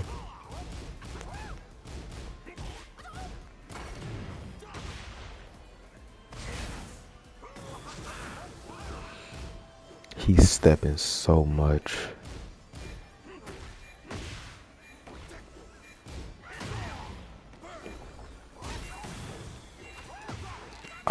Best thing you could have did right there is sidestep. The grab wouldn't attract you. That was risky. Normally I don't commit to the string like this. I normally just do 1, 4, 3, because there's the threat of the extension, because he could have ducked and launched you right here.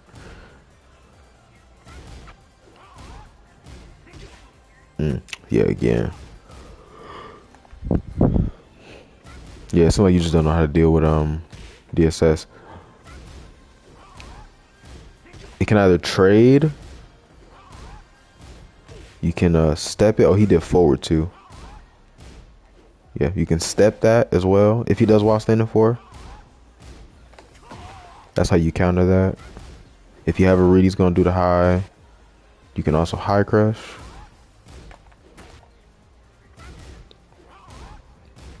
But the best thing you could do is just step and try to punish him. And then do your combo. In that situation.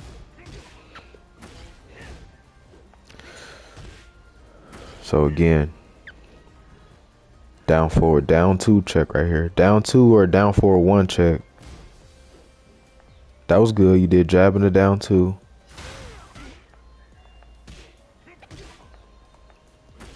That's what I'm noticing that you do though, that I don't like.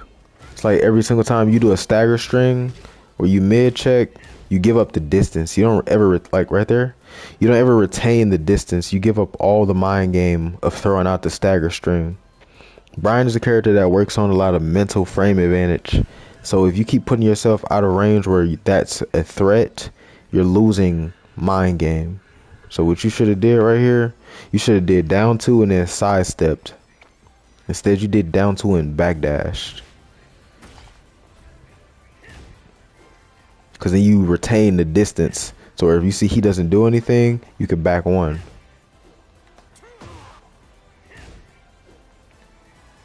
Like, yo, you're still close to him. You're still at mid screen. You can do whatever you want to. You could 3+4 keep out. You can up 4 keep out and still be safe. You could do a jab. But retain the distance.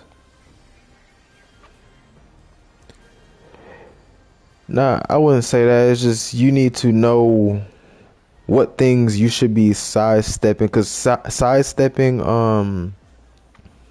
certain things forces the opponent to play a certain way, as well as when you're sidestepping on your buttons, it forces the opponent to do certain things. When you sidestep off of down 2, it's going to force the opponent to use tracking buttons, which is going to make them mash, right? And then down 2 is only -2.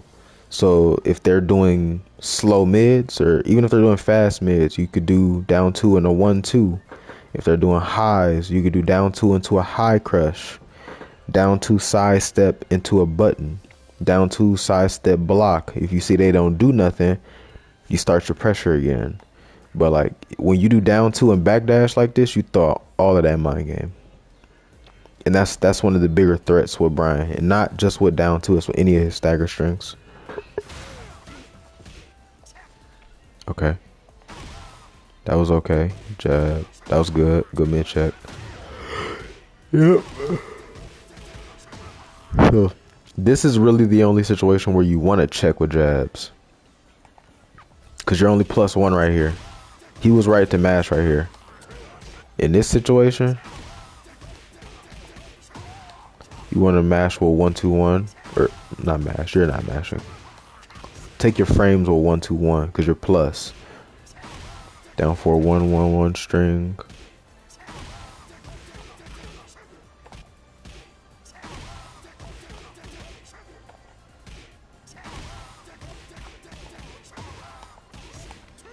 That's how that should have went, just like that.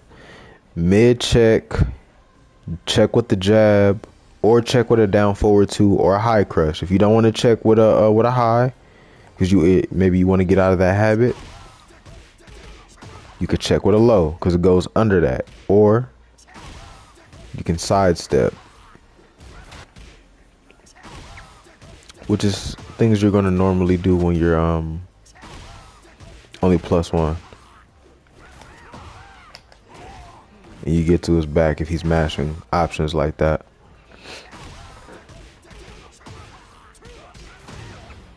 Yeah, but you never want to throw out too many slow buttons like that if you're not really massively plus, which you weren't right here. You were only +1. So be more aware.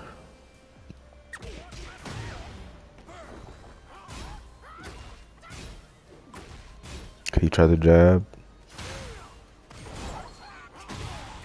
Yep. So in this situation right here, he's -8.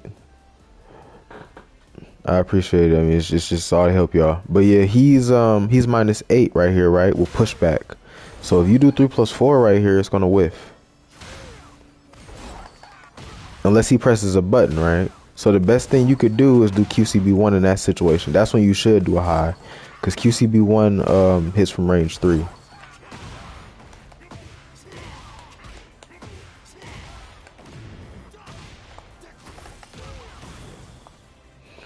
You do your heat dash, and then he wakes up into a 50-50. That's how that could have went, you know.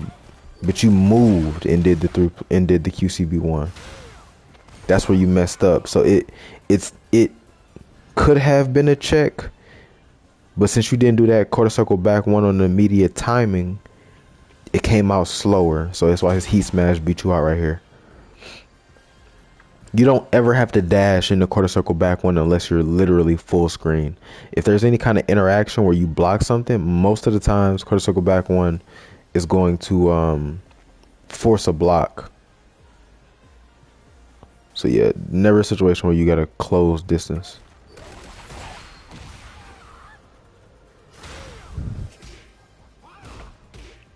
That should have been a 1-4. Yep. You should have 1-4'd that and then did a jab. Then did a jab string, because it would have stopped him from armoring. I'll show you what I mean. When you're +4, that's the only way you could stop people from mashing armor is by doing jabs or doing lows. Like that. Or what you could have did, because he's -8 right here. He honestly really can't press the button right there. You could have did that as well. That would have been really good also. Or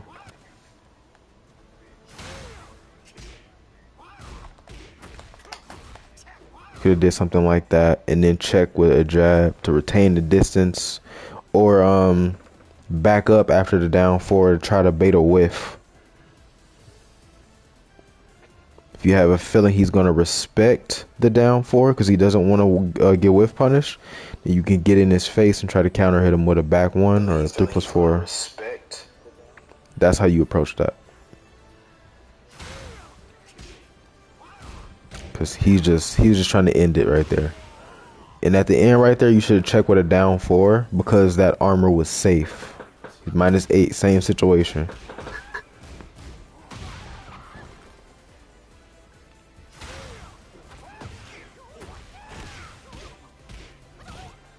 This is a really shitty law combo, but maybe he's unless he's trying to get you to the wall. That was not bad. This was okay. That should have been a back 1 though, because if you're playing with plus frame pressure like this, you want to play in a way that's going to keep the pressure. You already established this is a very, very defensive opponent. You were pressuring him. That was good. 1, 2, 3, and then you change the timing. That's how you should have went about that, because then you're still plus, and if he decides to press another button, you can check him with another counter hit launcher. So you just did what, 5 counter hit launchers. 3 of them were basically essentially frame traps, because QCB 1 comes out at 16 frames. And then that should have been a back 1, and then if you read he was going to step, you should have down 2.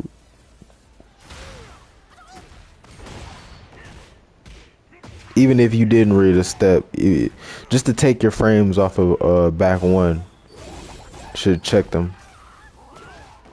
But you threw it where you turn with QCF 1+2. Yeah, see this right here needs to go. You went right in the heat. If you're gonna step into something, it should be a 3+4 2. It should not be. It shouldn't be anything that. Sorry. It shouldn't be anything that immediately throws away all your resources, because now you're basically on not even playing field with him because he has more health than you.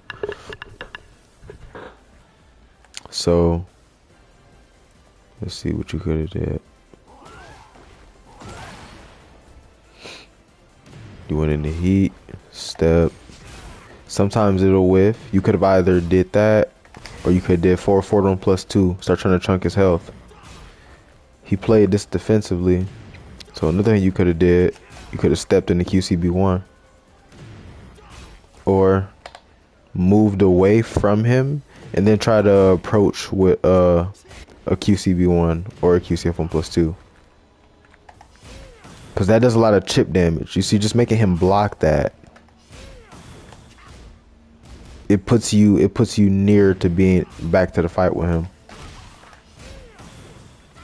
Just off of, you know, two buttons. If you were to take a risk there,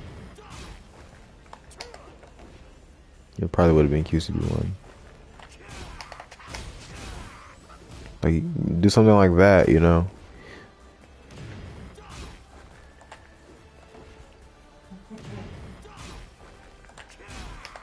If you're gonna use sidestep 2-1, it should be off of something that, like, maybe it's not your turn anymore. Like, you know what I mean? Like, you're stepping because you know they're going to want to mid check you. That's when you should be throwing that out. Otherwise, if you were gonna use your heat immediately, You should have just been like,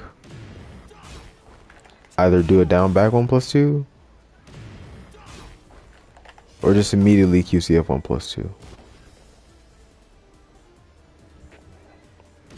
Yeah, I'm gonna try to find a better one. You seem like he was kind of out of it in this one. He didn't do his 1+2. Yep, you did the option late. At that point, doing 4-4 1+2 wasn't the best thing either. You should just try to timing catch him with a back 1 or put him away from you with a 3+4 so you could think about what to do. Okay. Let me try to find a match where you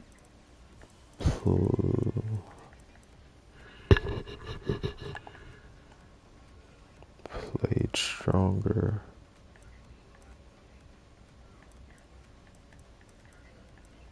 I'm guessing that's a training partner.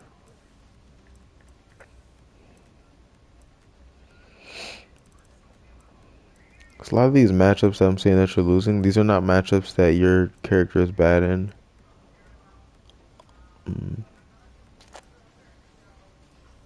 You can struggle a little bit in the DJ matchup. Lily matchup, because she has down 4 3+4, she can whiff punish all of your keep out. Law, because he has fast counter hits. Kazuya, because he can punish your hatchet. But they're very winnable if you play a certain way. Okay. Let me see what you did here. Get ready for the next battle. I should say if you play how you're supposed to.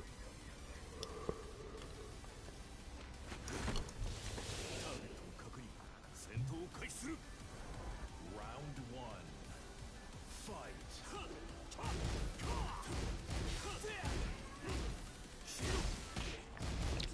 You gotta punish, man. Gotta punish.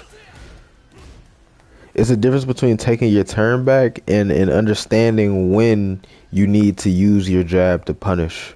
Right? You could have did 4-3. Honestly, the proper punish right here is down forward 2-1, but 1-4 is still a really good punish. Way that should have went.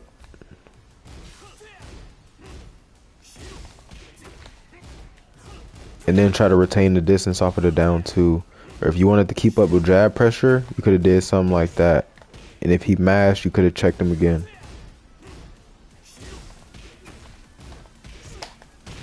I would have played it somewhat similar to that.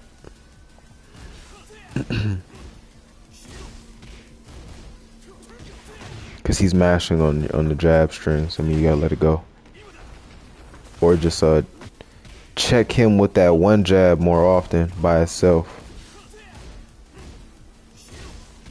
Any advice for practicing punishes? Go in to practice against the characters that you don't punish. Look at the moves that you feel are punishable. Well, actually, go through the move list so you know what is punishable. Identify the moves that you know you don't punish. Record 5 moves.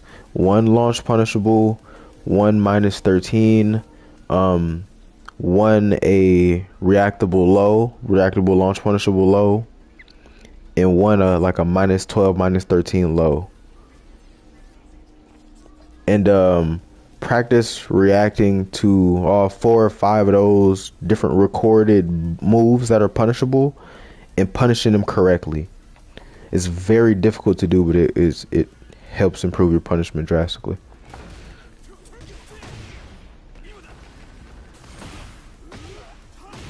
Good wall standing 3.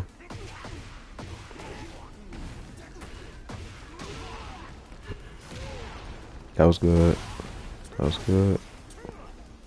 Thought he was gonna stay down. Nice. That was a good mid check. Yep. See, this is what I'm talking about right here. This is why you check with mids. It's not bad that you checked with the 1-2 right there, because off of down forward 1 string, you have to sometimes. But you know, if you're just starting out, you don't know what people are gonna do. That's why I always. The best thing I could tell you is that if you're just fighting against someone fresh, check with mids to start off until you feel that they'll stand there, and then you can do your highs. But you never want to start off by just doing a high. Even if it's a real frame trap, you want to start by checking with the mid. Because it's just safer. It might not, it's weird because, right, it seems safer to do what will actually stop the mashing. But you can die by doing highs. Just takes one high. 50-50. Yep. So in this situation right here, that should have been a 3+4. Right in his stomach, because it's not a lot of options that he has at this situation. Either he can do a jab string or he can high crush. So if that's what you're fearing, you could do down 2. And it's not like he can move anywhere, so he can't step anywhere that down 2 doesn't track. So that would have been your best option right here. Or checking him with a low again.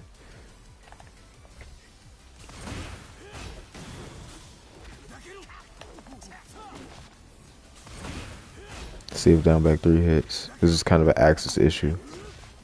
I guess checking with a low in this situation may not have worked. Checking with a mid will always work though. That's only because of the angle though. But yeah, definitely don't want to do no highs after no grabs.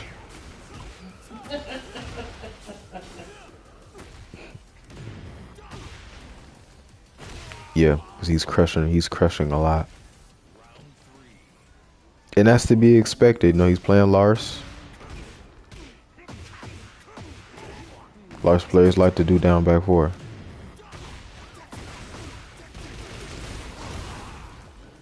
Do I ever do the follow-up on down 2? I do it a lot, yes. I do it anytime. The whole point of down 2 is for you to play around down 2 so that people want to mash on down 2. And then you do down 2, 3. That is a very strong mind game because it's basically your top 2 mids.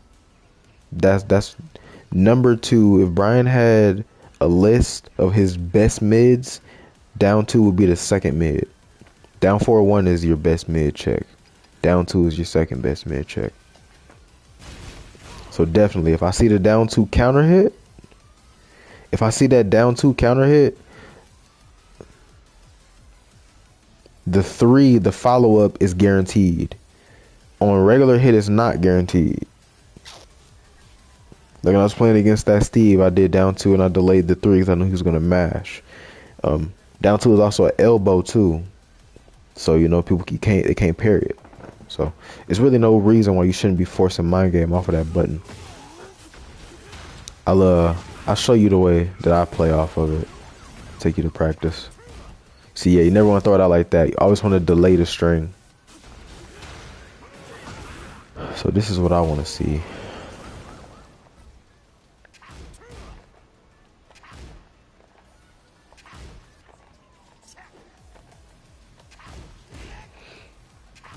Because the thing that Bryan players may not know is if you do down 2, 3 like that, the window is so short the opponent can't even mash. Like even if they press the button, like here, look, I'll show you. I'll show you so you know what I mean. So you never want to use it like this. I'll turn on my command history too.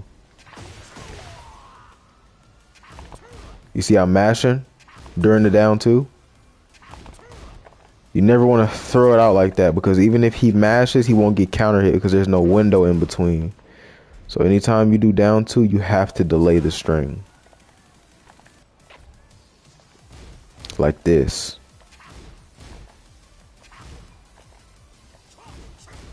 There's a visual difference. Remember that. That's very, very important if you're going to use that button. So again, not taking your frames right here. If you're gonna do 4-4-1+2, 3+4 check him. Either 3+4 check him Or quarter circle back one, check him. If you don't want to do that, then down four, check him. Or side step and try to get a whiff. Needs to be some kind of mind game behind those buttons that you throw out. See that right there? You did it 3+4 late, and now you're having to work more than you would need to. It's just not necessary.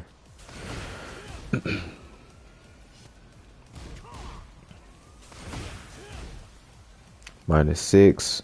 Best thing you could do in this situation is sidestep and then try to find a way to reapproach him, because you can't check him with anything at that range. And when you reapproach, you shouldn't approach with a QCF 1+2, because again, there's no threat. So just what I would have did, I would have stepped and I would try to approach like that. You throwing out a QCF 1+2 there doesn't do anything, because now you done QCF 1+2. You -8, and now you have to guess a 50-50, and he's in heat. Don't want that. He gave up his opportunity to pressure you, so you shouldn't have let him. He left heat, but still, you don't get anything if that QCF 1+2 hits. So definitely want to threaten more back one in that kind of situation. You still got it, but work more than you need to. Good block. There's more optimal combos, but you could find some outstanding one combos on the channel. Nice. Yeah, that should be double knees into jet upper. Yeah. I'm surprised he didn't 1-1-1 right here. Against people mashing like how he is, I never really use the charge up too often. I probably attempt to use the charge up maybe once, maybe twice.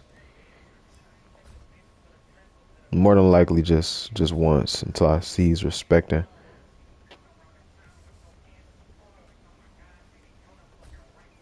He's just consistent, yeah.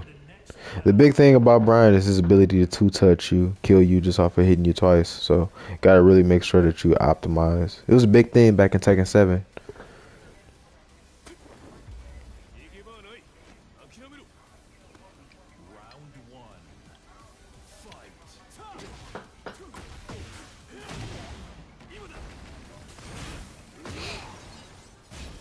Oop, didn't duck that string. Not checking with me. That seemed like that's your main problem. Honestly, you don't check with mids. Back one him right there.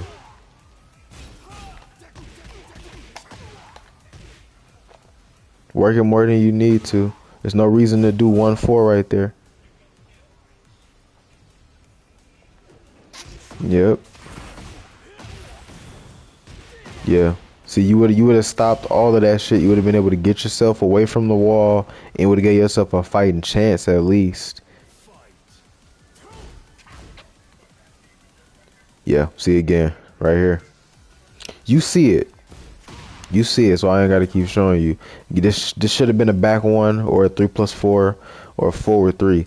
And the reason why that's so important is because that's what's going to allow you to start getting away with like hatchet kicks when people are minus. They'll let you do it because they don't want to get counter hit with the mids.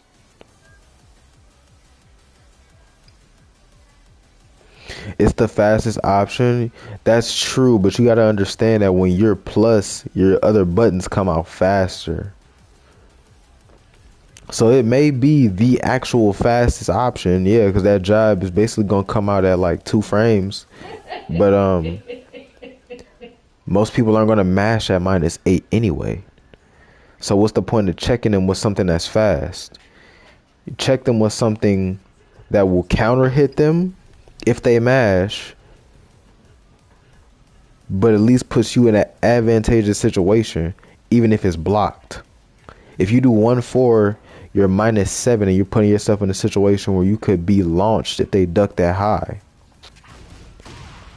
You deal 1-2 string. didn't have to use that stagger. You could have used a stronger stagger right there. A chunkier stagger. That's something that's gonna, you just gotta learn over time. But just definitely realizing, like, when you know how plus you are, taking your frames properly is important, and taking your frames with mids is important.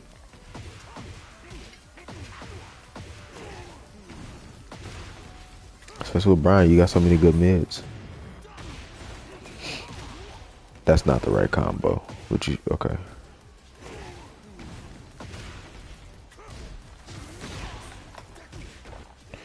You should have tried to either do double knees right here. Oh, the play data.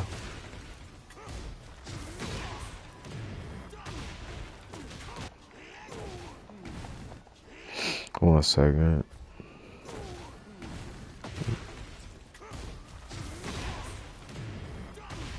Yeah, right there.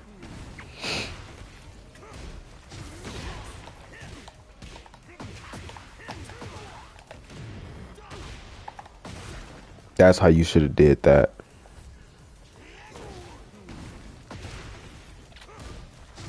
Yeah, it'll just come with time. Definitely don't feel pressure to learn everything, especially if this is your first Tekken. You're playing Bryan. This is a very difficult character. I've been playing Bryan for about five plus years now.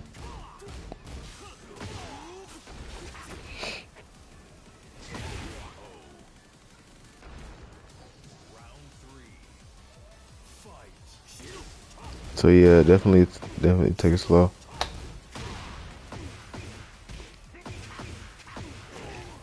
The way you're using the jab string is good though, cause he's mashing. So yeah, right there. Again, I know you don't notice, but that right there, he's -6 right there. So what you should have did right here, you should have 3+4 checked right here, or forward 3. That's when you should do forward 3, cause you're close to him. Right? Check with a counter hit launcher though. All the same.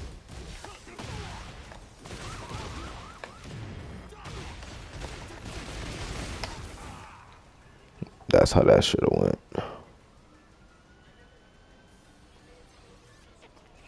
Nah, you don't suck. Honestly, you're a lot further along than most people, especially for this being your first Tekken. It's kind of impressive you've actually made it this far. That's that's very good. You're doing certain things that are very advanced. I don't think you understand. Like going for timing catching is not something that you are normally going to see where you at right now. That's a pretty advanced thing. You was going to see stuff like that a little higher up. So I feel like the only thing that you need to really work on is your mind games off of your mid checking and making sure you're checking with mids. I feel like if you do that, you'll see exponential growth as a Bryan player. And I honestly do feel that. See, like right there again. That should have been while standing 3, down 2. If you had a read, he was going to jab while standing 3 and the down forward 2-1. And then you're +5, and then you could down 2 check. So it would have looked like this. Like that. Because you're taking your frames. And maybe you have a read that he's going to block the down 2. Maybe you have a read he's going to block the down 2. So you don't want to do it. You want to do something that's going to get you some damage. You could do this. Check with a low. That way you get some damage. And then you play the mind game off a down back 3, which is, high crush, or go for while standing 3 if they're trying to check you with mids, which you seem to understand already.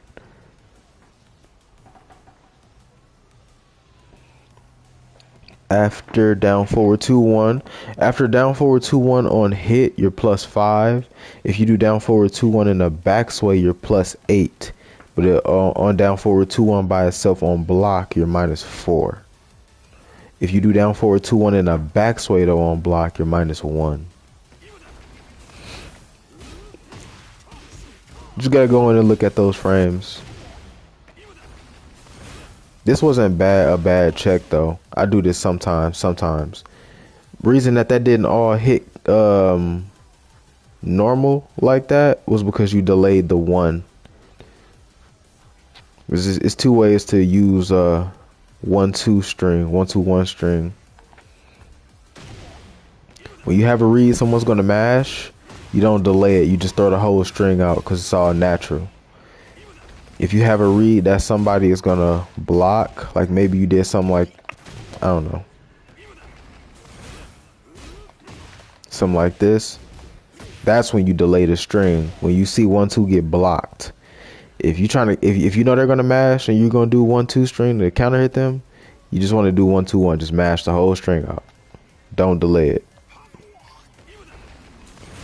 Then you'd be -6, like how you were right here, instead of being +6. So again, that should have been a mid check or a low check right there also. It's not bad. You try to switch sides. Good. He was on the ground. You did soccer kick.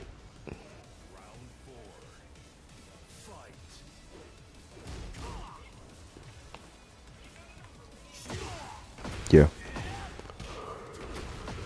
So most of the time I do snake dash is to threaten a QCF 1+2, which would normally get people to respect. You never want to snake dash close range like this unless you're crushing something. You're attempting to crush something. Larson's not a character that's going to have a lot of threatening highs. He has a lot of threatening lows and a lot of threatening mids. If you're playing against a Kazi or you playing against a Steve, that's when you snake dash close range like this. You playing Bryan though, you want to snake dash at like this range right here, because then you know QCF 1+2 can hit from here. You want to kind of fake approach with it like that, and then just all of a sudden just let it rip. That's how you're supposed to do that, which doing that will allow you to approach freely a little bit more without as much risk of being counter hit coming in. Yep, checking with highs, gotta check with mids. That's what that whole situation came from. And the best way that you could look at why you're losing if you're playing somebody is whatever situation you got put into. How did it start? Your back is at the wall, right? How did you end up dead at the wall? You did a high into a high. He ducked that. He started his pressure. 50-50'd you. You guessed wrong twice. That's how you died, because you checked with a high.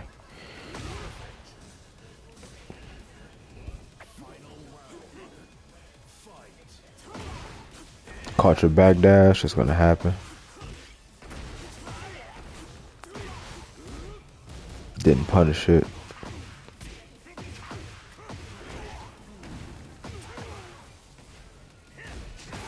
Nice.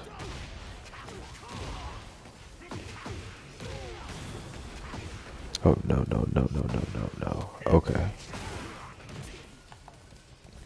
So, let's see what you did again.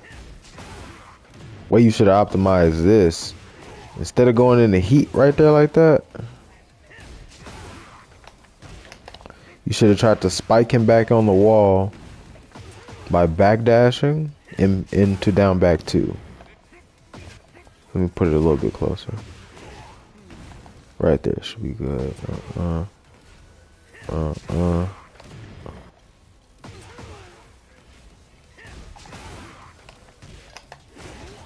Like that.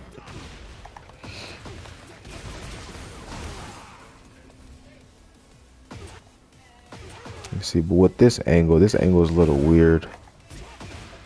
So the best thing you could have did is do down 1+2 right here.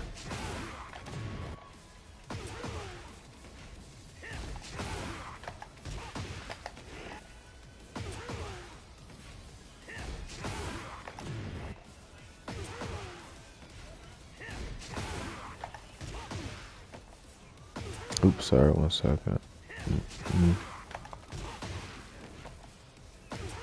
That's usually the resplat when you're off axis like this. Then you would obviously do up 4, 3+4, go into heat, blah blah blah. Another thing you could have did to keep it simple.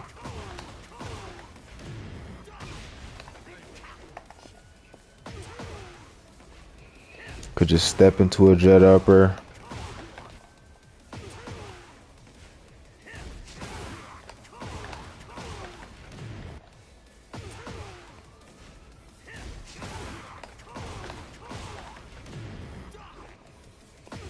This doesn't work as well off axis. You can definitely still do it on axis though. It would look a little sloppy, but you'd at least get a proper combo.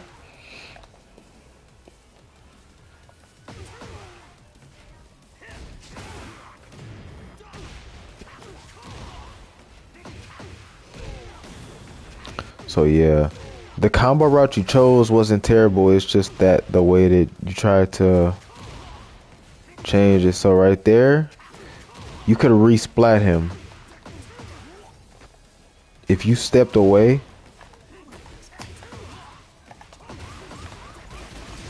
it could have been something like that, right?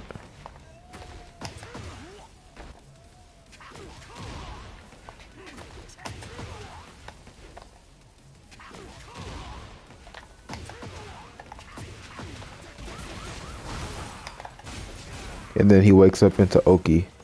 Yeah, if he doesn't want to duck through 3+4 2, you know, he wakes up into a hatchet kick.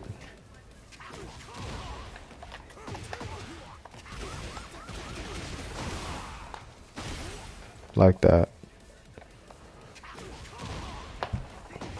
But definitely using your heat like this right there was not a good choice. Yeah. And now he's in a situation where he can win because he's going to recover health. And he has heat. So I'm guessing that's what he's going to do as soon as he gets after this. Yep, go in the heat. Yeah. But you grabbed him. You interrupted it. That could have went very different if he 1-1 checked you. Yeah. Honestly, that seems to be your biggest problem is that you don't check with mids. That's it.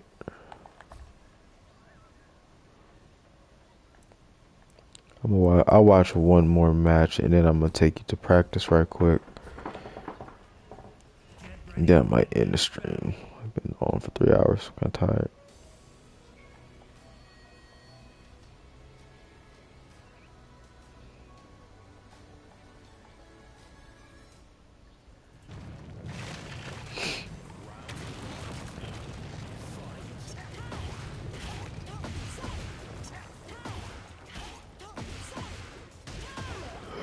Okay, so they're stepping to your weak side.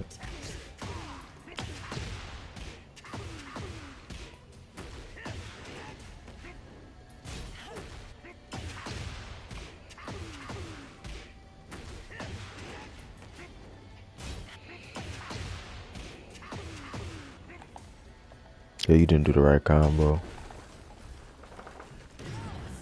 You was trying to get him to the wall.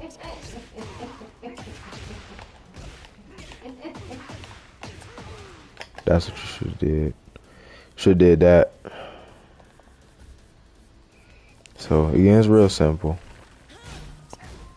Just back 2-1. Down back 2. Jab back 2-1 forward sway 2-1. Jab on accident. Yeah, it happens. If you just did forward sway 2-1, it would have put him on the wall. Because 2-1 has a further hitbox than 2-4. No while standing 4. You could while standing 3 this. Oh, no. I thought it was while standing 3. While standing 4. Yeah, you should have while standing 4 at that. How minus is that? Minus 12. You didn't get your jab punish.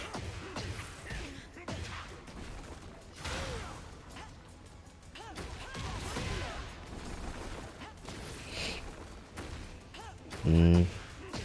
You got too close with that hatchet kick. You could have counter hit him if you did that hatchet kick from mid range instead of close range like that.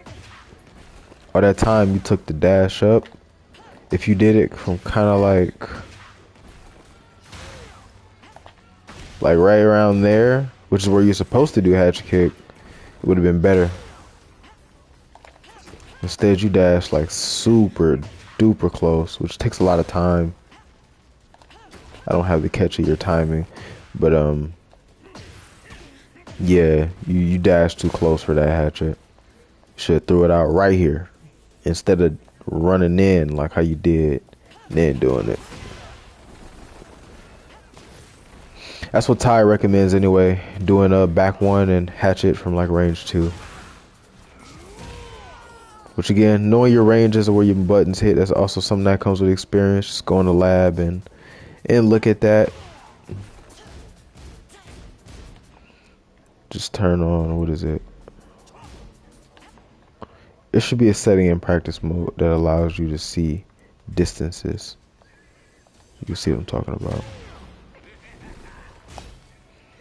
Weak 50-50. So yeah, as soon as you go in the heat, the mix up is gonna be hatchet kick and back one. Every single time.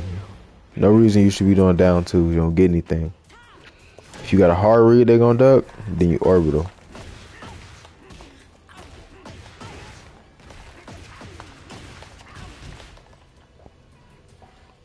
That's how that should have went. So yeah, you're plus 17 and you're doing down 2. He ain't gonna mash. He's minus 17. You should have back one checked him. Back one is a counter hit launcher that comes out at like 3 frames. So you know that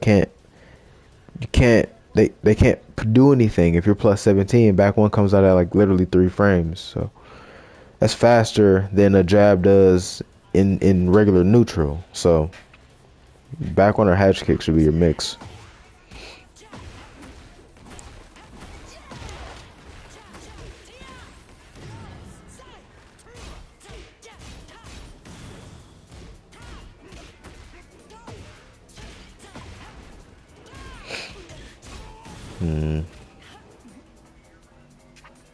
Yeah, that should have been 1-4 into a mid check as well when she did that hop kick. It's another thing. While standing 3 is okay, but you know, if people are just blocking, which I noticed like in other fights that you just do while standing 3, you can do while standing 4 too. While standing 4 is way better in certain situations because it's a frame faster and it's safe. Yeah, that should have been a 1-4 into a low. At least you did check into a low though. Soccer kick. Nice.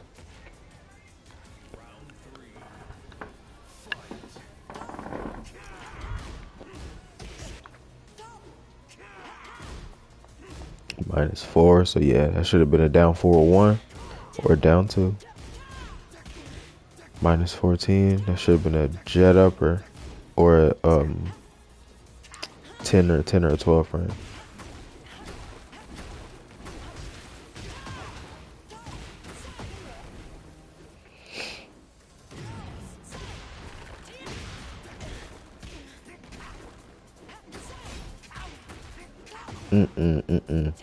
Anytime you punish with 1-4, everyone's looking for the high. You never do that. You punish with 1-4, you down 4-1 check. That's how that should go.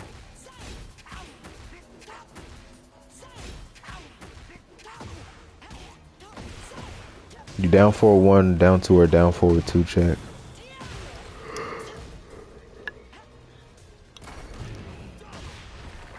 And if they're stepping, you do 1+2.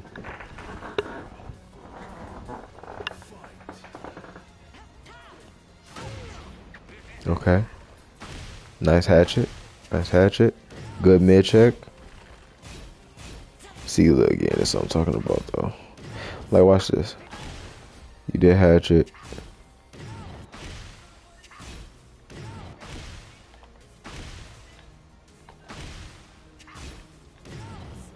You see that?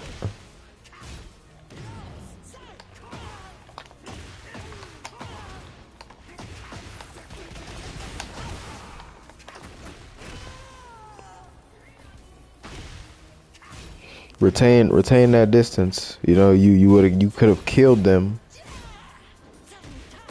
It's an incredibly big game changer.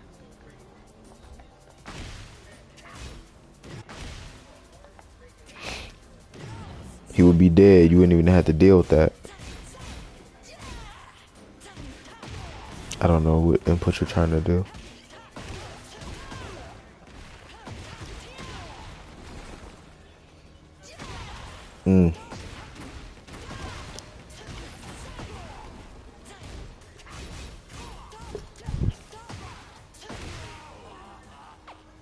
What's up, Soko?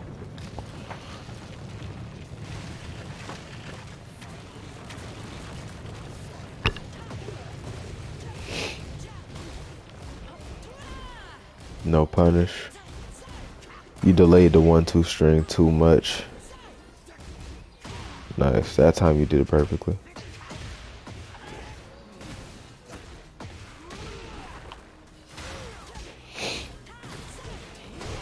It's 50-50. You didn't have to do that right there.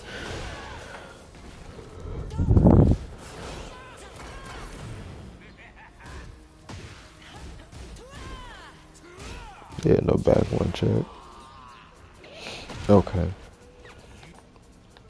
Yeah, that's your main problem, because where you're at in your rank, people have a lot of flowcharts that involve crushing and evasion. So if you're not checking properly, they're going to hit you with things that they otherwise wouldn't if you were checking properly.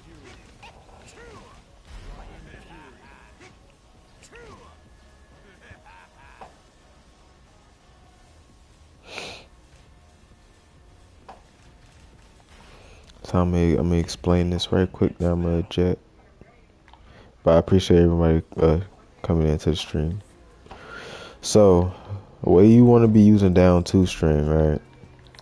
This works off of the threat of the extension, right? You're -2, so that means that if the opponent tries to mash, right?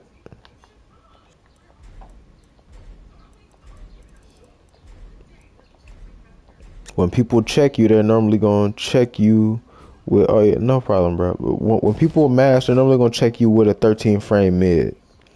This is generic Tekken, right? Bryan doesn't have a 13 frame mid. He has down forward 2. This is, I said 13 frame mid. He doesn't have a generic down forward 1 that adds a 13 frame mid. His generic 13 frame mid is a really unique option, which is down forward 2. This is your 13 frame mid. One of your most important mid checks. Used as a pressure starter and option to stop mashing. So what people are going to do when you do down 2, they're either going to check you with a mid like this, or they're going to check you with a high. And then there will be some times where they try to just do outrageous slow things, but that's an entirely another thing. Way you want to approach this, if they do the mid, you do jabs. This works because when you're -2, jabs come out at 12 frames. They normally come out at 10 frames, you see that? But since you're -2, the jab is going to come out 2 frames slower, which will still be fast enough to beat out people's mid checks. As you see, I got Bryan doing a 13 frame mid. This is for anyone in the cast, right? I do this a lot to test people because it's very low risk. A lot of very strong players do this. Knee does this sequence. Most Bryan players work the same mind game. When people want to start checking with highs, which they will do, they will start checking with jabs, you'll see that doesn't work anymore, right? Because their jab comes out at 10 frames, mine's come out at 12. So the way you beat that is you do down 2 into a high crush, whatever high crush you may want to use, right? Or you step. This is why I say stepping is important, right? You do down 2 and you step into a punish, right? which is more than likely going to be like a fast mid or a low, like down 4. Something like that. Might step into another down 2. I do this sometimes, but for the most part, I normally step into a down 4-1 because it's rewarding. When you have, and what that builds up to is to the confidence of when to release the string. And then, you know, you reap the benefit of reading the opponent properly on that counter.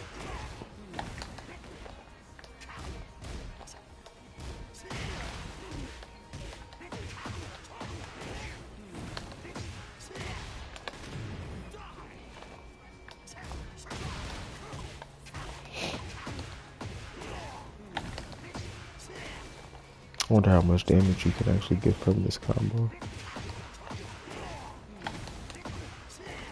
You get a decent amount, putting it short. That is essentially how you're going to use that button, right? If you are, so that combos off counter hit. Yes, basically.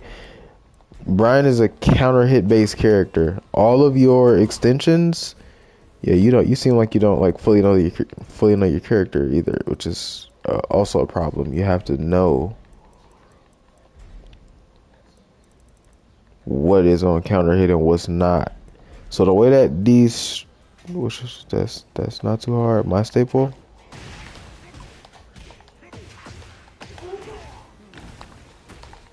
I just do that simple 70 damage. It's not very difficult. But yes, this counter hit launches 1-2-1 counter hit launches and down forward 2-3 counter hit launch. So the way that you are supposed to play Bryan is, again, since like most of your mids are -5, -2, -6, -7, -7, -4, -9, you have to work off of the threat of the follow-ups, right? They call that mental frame advantage. I'm not actually plus, but I can take my turn back because he's going to hesitate. That's why when you did, like, what'd you do when you was watching that law? He did a mid and then you did down forward 2 and he just backdashed. That's because he's scared of that follow-up. You're supposed to capitalize on that as the Bryan player and do stuff like that. Still your turn back with another mid, still your turn back with a low. And when you have a reader gonna mash, you finish the string. That's how you play off of that. And that goes for all of your strings. Down forward 1 string, 1-2 string, down forward 2 string, standing 3 string. I don't use standing 3 string a lot. Back on +2, all of that. Either finish the extension or go for a timing catch. That's what these are called.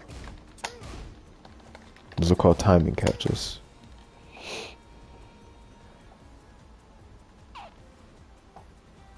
Victor and drag. Yeah, I'll also play Victor and drag. Any Paul tips? I don't have many Paul tips. I could do a Paul stream one of these days. I could go over some things with Paul. Paul's a really Paul is a lot more difficult than Bryan as far as gameplay, in my opinion. So I play them both at max rank. Paul is a lot more risky. Doesn't have as many counter hits. He's a little short ranged as well, so you have to play a certain way. Hard 50-50 style mostly though. But yeah, yeah. As far as the Bryan though, yeah, you just need to really focus more on learning when it's your turn and how plus you are and what options you could do when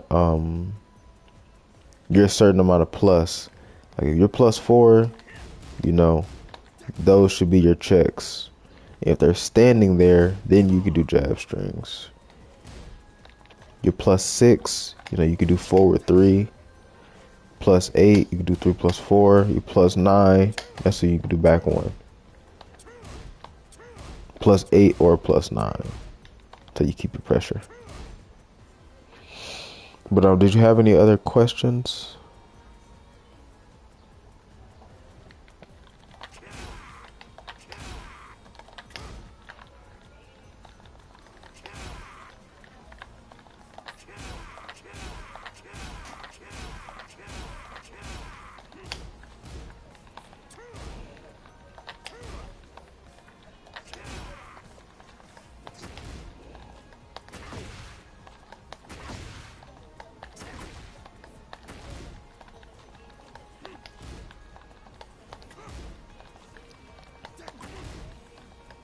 No problem, bro.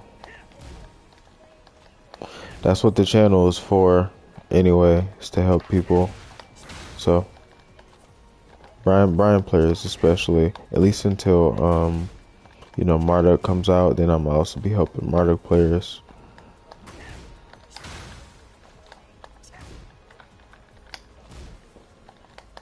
But yeah, let me know how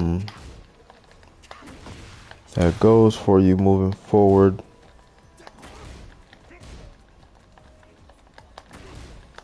Because it's definitely really valuable information.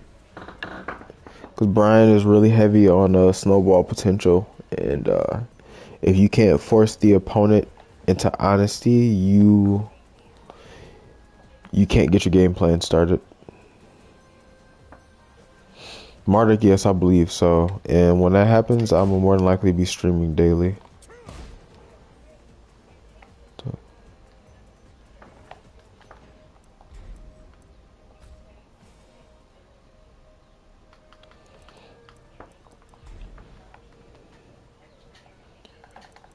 I have Victor there as well. Victor is I got mixed feelings on this character. He's very, very, very strong. But with him, it's also really important. You have really, really strong mid checks with Victor. Dragunov too. Dragunov, honestly, it makes sense to me that you like Dragunov though, because Dragunov has really similar mind games to Bryan's mind games. Because Dragunov's down forward 1 is also -2 with a counter hit launch and follow up. He got a high crush and low. He has a hatchet kick. He has a long range mid. Heat engager, launcher. Excuse me. So that makes sense that, those characters. I like those characters as well. But if that was all though, I'm end the stream where it's at. Jabs from Dragunov, yeah, that makes sense. But with Dragunov, it's still really important. It's still really, really important to check with mids, even with drag. You got back 4. Back 4 is a godsend. Down 4-1, back on +2, and down 1. Really, really important for pressure and just, again, keeping the opponent honest. But yeah, just work on that. And you should be good. Just be disciplined when you play. That's all. But yeah, I appreciate you coming into the stream. More than likely a stream again in a couple days. I know I'll take a break. But yeah, I'll see y'all next time.